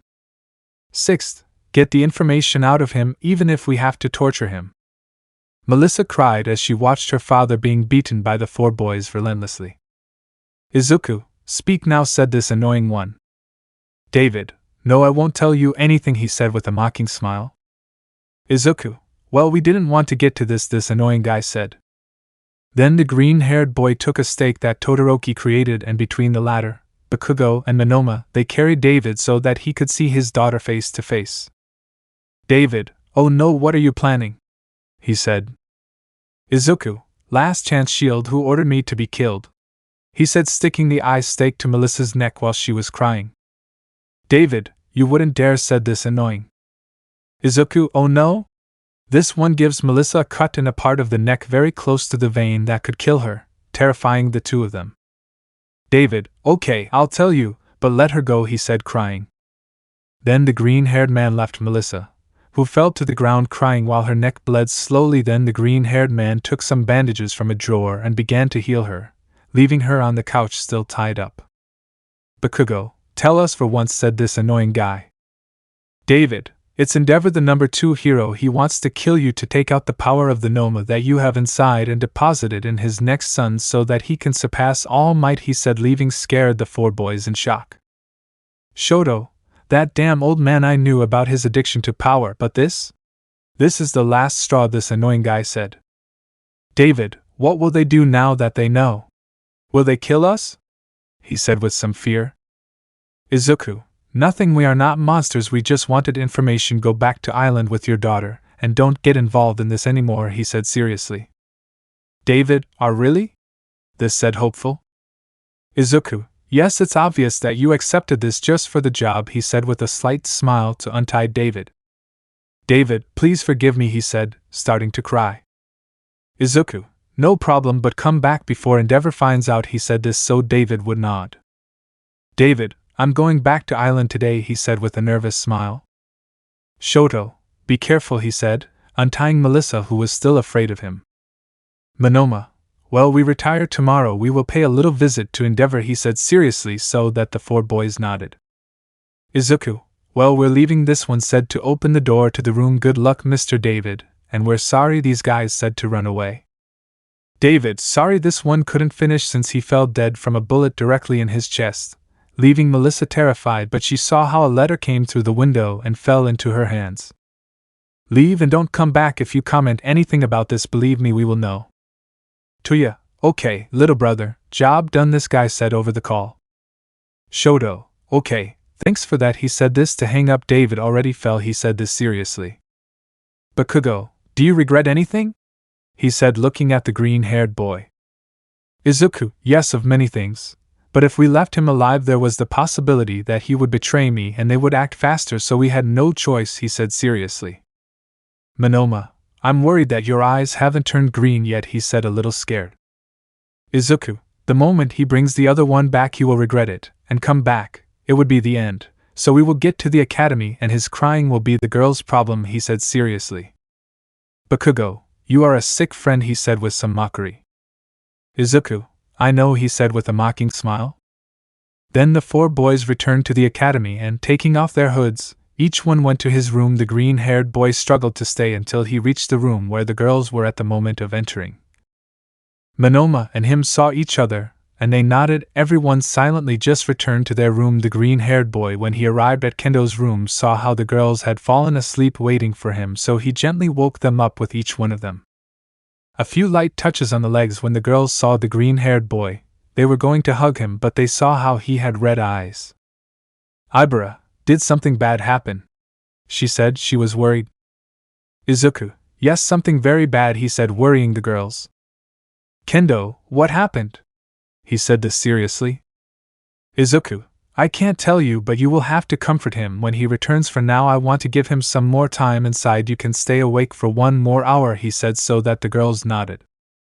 Then the green-haired boy just sat on the floor under the attentive gaze of all the girls. He just sat on the floor. They looked at him seriously, trying to guess what happened.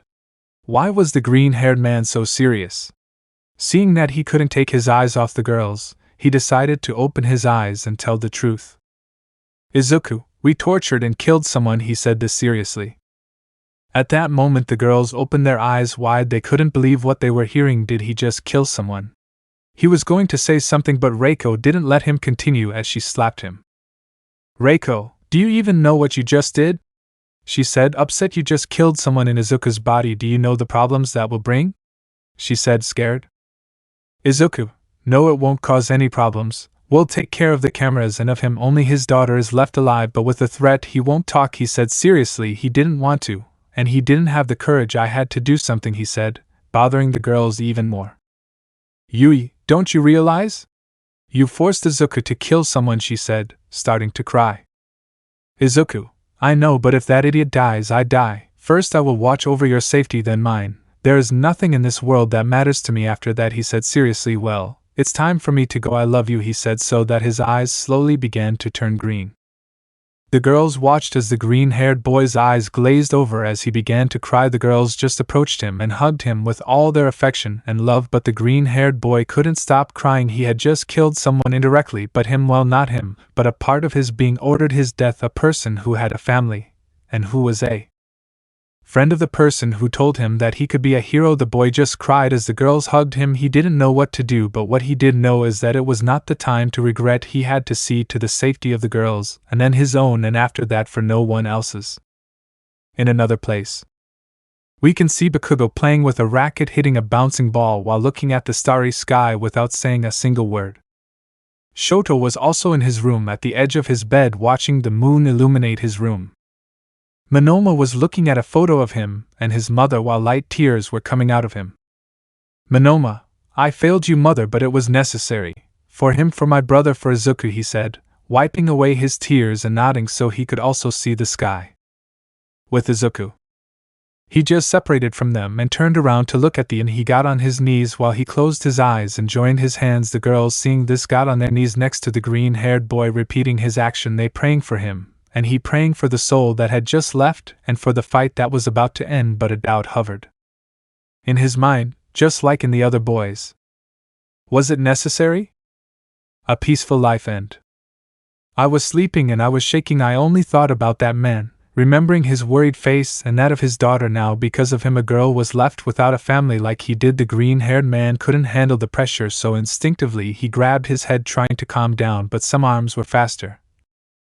Reiko hugged him while caressing his hair, eliminating all traces of shaking, and she just pressed her face to the green-haired man's and whispered in his ear. Reiko, you are not to blame for anything. You did nothing. You did not participate in anything. You did not do it. He did it. You did not want to. You are someone good and do not let that kill you. You are someone kind and someone good, and whatever happens, we will always support you. I love you, she said, giving a kiss to the green-haired boy. Izuku couldn't stand it, and his eyes glazed over. He snuggled up to Reiko as she hugged him tightly. Reiko, everything will be okay because we will be by your side. Izuku, our Reiko, I love you, he said, sinking into the girl's chest. Reiko, I love you too, Izuku. Now sleep peacefully, because I am here for you, and tomorrow we have classes, she said, so that the green-haired boy would nod and slowly close his eyes. I love you forever, she said, giving the green-haired boy a kiss on the forehead and also slowly closing his eyes. In the morning, the green-haired boy was waking up, and the first thing he saw was Reiko caressing her hair. She smiled and saw the green-haired boy wake up while the other girls, still asleep, snuggled up to him. Reiko, did you sleep well, honey? She asked, calm. Izuku, shit, I wish I could stay like this longer, but I can't, he said seriously. At that moment Reiko moved away when she saw that it was not the green-haired boy but the Nomu inside him. This woke up the girls who were dozing off and were about to kiss the green-haired boy but noticed his red pupils in time. Ibara, what do you want? You've already caused enough problems, she said, somewhat annoyed. Izuku, warn them, he said seriously. Yui, about what? She asked with confusion. Izuku, he already found out, and what I saw is not good at all. He will use them as hostages so that Izuku will hand me over. He is not good, and he will use any method to win. The final battle is near and no one can stop it, he said seriously, scaring the girls a little. Ibara, so what are we going to do? She said, scared. Izuku, I have a plan, but we don't have much time. I need you to listen carefully. What we're going to do is...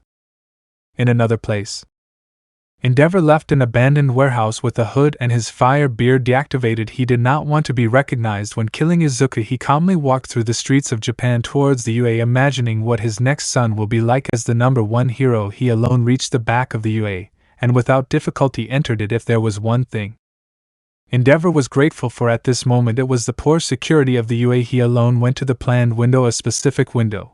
So he began to climb the fire escape and reached the window silently. He opened it, and just as he planned, 5 packages covered with the sheet. He would choose a girl at random, any would do. So he walked around the room and with a sly smile he slightly lifted and saw some vines, so he forcefully took them and threw them with force, tearing them out of the flower pot where they were. Endeavor, what? Bakugo, surprise, son of a hitch, he said, giving Endeavor a huge explosion that he couldn't stop and was big enough to send him flying, breaking the wall in the process, resulting in Endeavor falling into the yard. Monoma, everything according to plan, he said, getting up from the sheet just like Shoto and Izuku. Shoto, okay, let's go against the old man, he said, so the 3 of them approved and launched themselves against Endeavor. Endeavor, damn brats, he shouted angrily as his flames were activated.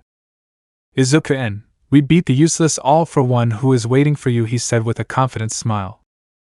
At that moment everyone's blood ran cold upon hearing the sadistic laughter coming from Endeavor, that laughter that made one afraid and wanted to withdraw from the fight.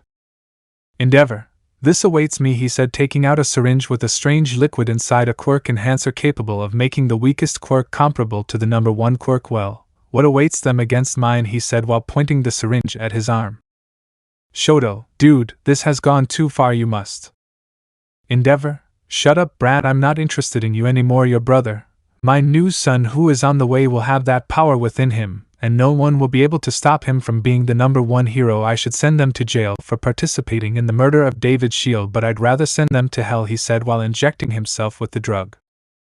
Izuku and Shoto Monoma Bakugo. No, they shouted in fear. Everything was still and silent. The atmosphere was heavy. The students came closer to see what was happening, but at that moment the ground began to shake. Izuku-en, dance now, he shouted so that all the students started running except 4 girls. Then the green-haired boy quickly approached them. Izuku-en, you have to go now, he said, this scared one. Ibara, no, we will not leave Izuku, she said, crying. At that moment the green-haired boy's pupils turned to calm green, the green of hope, that green that the girls loved to see so much, and brought them peace. Izuku, I'll be fine, I'll never abandon you, you have to go. Later I'll invite you to eat something, understood? He said with a big smile, while the ground behind him split. Kendo, we don't want to leave you, he said, starting to cry. Izuku, they won't, we'll just separate for a moment. But when this is all over you'll be the first ones I'll go looking for, so now run and don't look back, understood?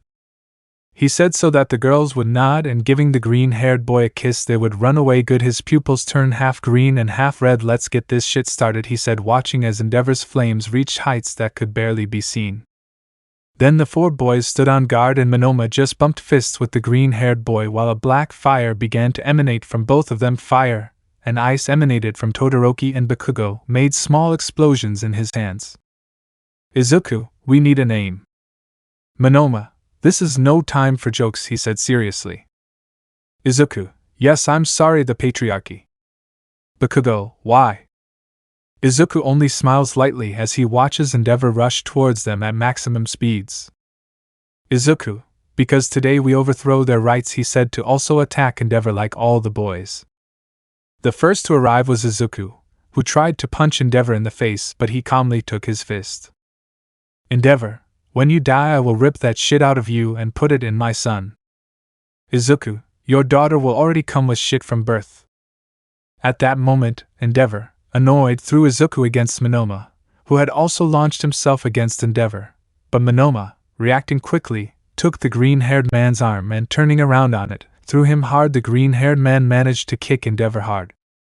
That managed to make him take a few steps back. Endeavor launched a fire attack, but a giant pillar of ice was almost enough to stop him, but it did not prevent some flames from escaping. But they did not give up. Shoto threw a large pillar of ice into the sky that Bakugo hit with a large explosion, making stakes that quickly headed against Endeavor. Bakugo, take that son of a hitch, he shouted with a sly smile. Shoto, it's not over yet. At that moment everyone saw how Endeavor launched himself at Bakugo, quickly melting all the ice pillars that were heading towards him until he was face to face with Bakugo. Bakugo, oh shit, he said, to quickly crash into the ground thanks to a blow provided by Endeavor. Izuku, Katsuki, I shout, this worried. But he couldn't react when Endeavor grabbed him by the collar of his shirt and quickly lifted him to the sky. Endeavor, die, he said, activating his fist in fire and hitting the green-haired boy, sending him to the ground, making a big crater in it. Endeavor came down quickly with the intention of ending that fight. He was about to crash into the green-haired man, but he felt a kick to his abdomen divert his direction and send him crashing into a wall. Monoma, I won't allow it, he said seriously. Endeavor, do you really want to come against my brat? You are just a copy of that stupid man, and if I could against him I can against you, so leave or die, he said, lighting his fists in fire. So Monoma just closed his eyes for a moment, this quiet breath. Monoma, maybe it's a copy. For some reason he could feel the flow emanating from Endeavor. Shoto, Monoma. Monoma, but I am a custom-made copy, he said, opening his eyes wide as his flames little by little became stronger, and went from being black to being red. Endeavor, what? Monoma, copy evolutionary, he said, breathing heavily. English, Nito Monoma. Since he was little called a villain, but always with the support of his mother and his best friend Tetsu. One day he met the hero Crust. Their paths collided, but it was no coincidence. He was the first person he admired to tell him that he could be a hero, and from that day he trained to death to improve his quirk. He never had more friends apart from Tetsu. He always made fun of Class A. His inferiority complex made him make fun of them so he could feel better about himself, but he always felt empty. But all that changed with Izuku. When he met him at first he only felt pity, but as time went by their relationship improved to one of best friends with Tetsu. After so many good times together, so many times that he helped him train, so many times that they fought hand to hand, I think it was time to return the favor. Monoma.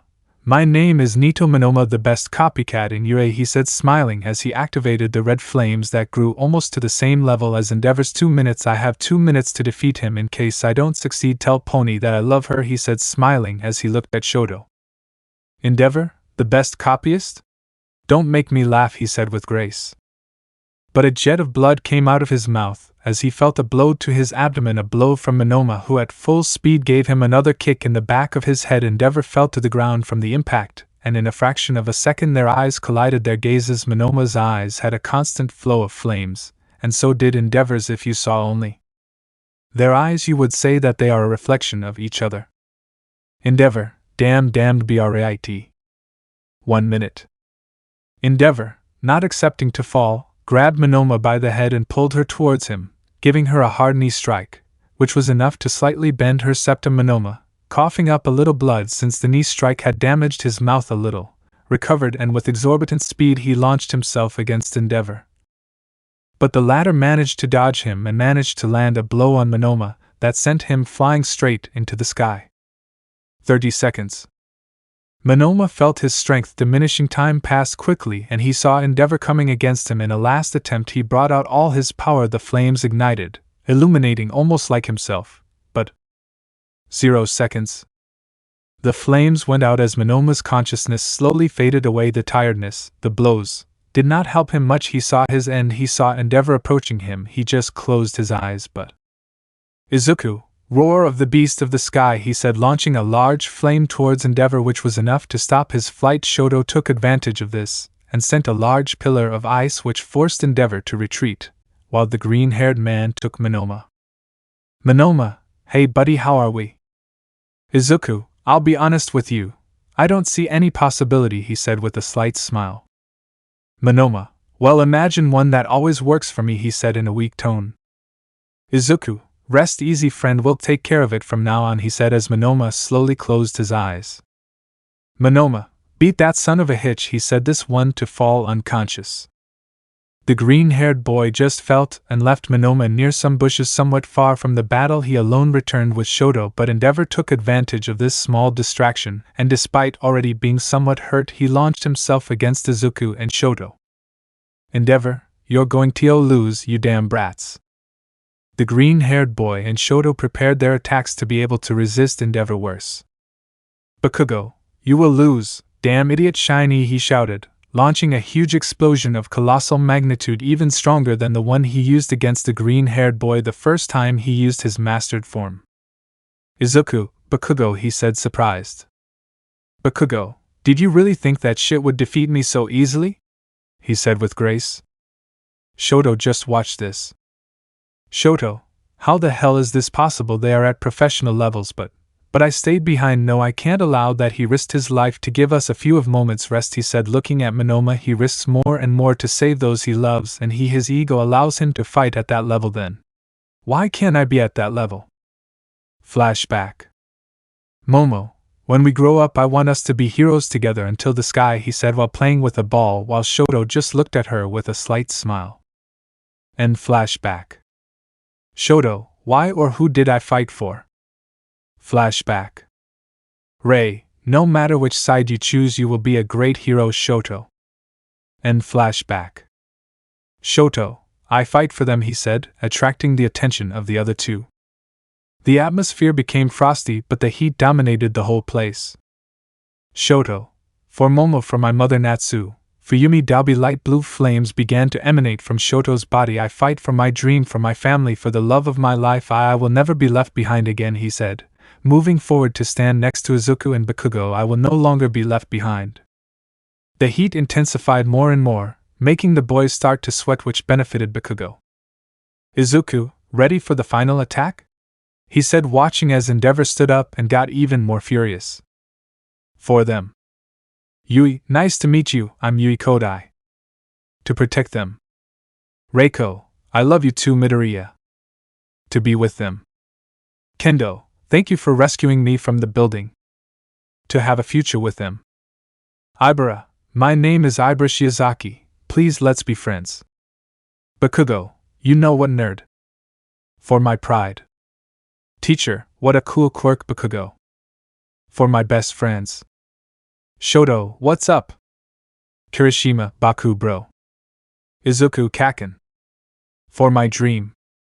Shoto, more than ever. I will not be my father's shadow. Endeavor, you are the perfect creation. No, I'm not anymore. Momo, Shoto, did you also come in by recommendation? Yes, I did it, to be with you. Izuku, I remember P for S so I'm bad T that Y your A always O open to S someone B but T that Y you. Explosions, flames, and frost. The atmosphere became an all-encompassing battle in the last 30 minutes, but one last attack would decide everything, whether they win or lose, and their vision was clear victory. Izuku, now let's go. Bakugo/Shoto, yes.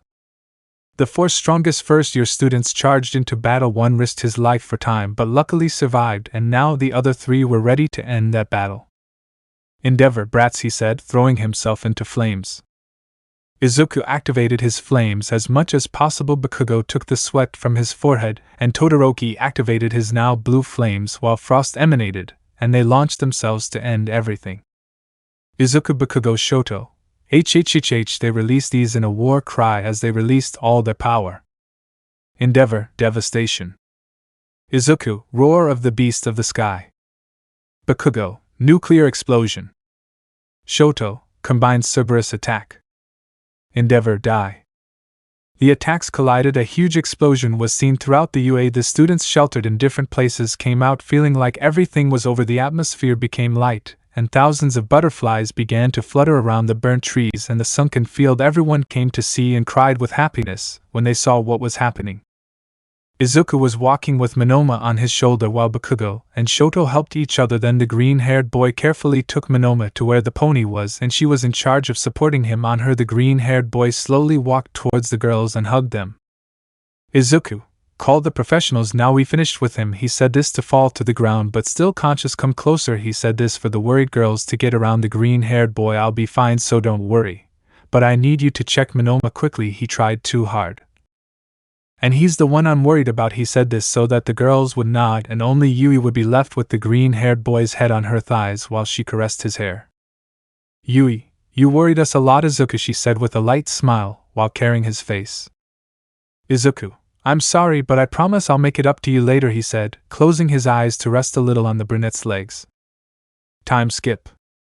The green-haired boy was in his room. Everything had already been resolved. Endeavor was taken to trial where he pleaded guilty and was sent to jail. The 4 boys were rewarded for stopping Endeavor and his plans with large sums of money, which the green-haired boy used to buy a house for the future. When they left the academy, the green-haired boy was currently being fed by the girls since due to his injuries he couldn't move much. Ibara caressed his hair while Kendo lifted his head, and Yui gave him spoonfuls of soup. Izuku, sorry if I bothered you with all this, he said, laughing a little. Reiko, no Izuku, it's not a bother, said the gray-haired girl, entering with a glass of water. Ibara, yes, we love you and we will always be there for you, she said while carrying his face. Izuku, girls, I love you, he said while trying to kiss them but couldn't get up. Then the girls, seeing this, put the plates aside and began to kiss him everywhere but being careful not to hurt him while he laughed a little from the tickling. The girls found the green-haired boy's laughter tender and just continued while the UA was rebuilt. Bakugo was quietly in his room playing video games with Kirishima. Shoto declared his love to Momo and Monoma to Pony, both accepted, and just like life, time passed and the boys grew up and they all graduated from the academy. The green-haired boy and the girls, after consulting with each one's father and everyone accepting They moved to the house that he had bought, and everything was calm after the green-haired boy defeated All For One and Endeavor and became the #1 hero. Crime decreased considerably and more with Bakugo and Shoto as heroes number 2 and 3 at 45 years old. The green-haired boy retired from being a hero to dedicate time to his family drinking tea with his wives while watching the children play. His children, he gave a kiss to each girl. Izuku, I love you.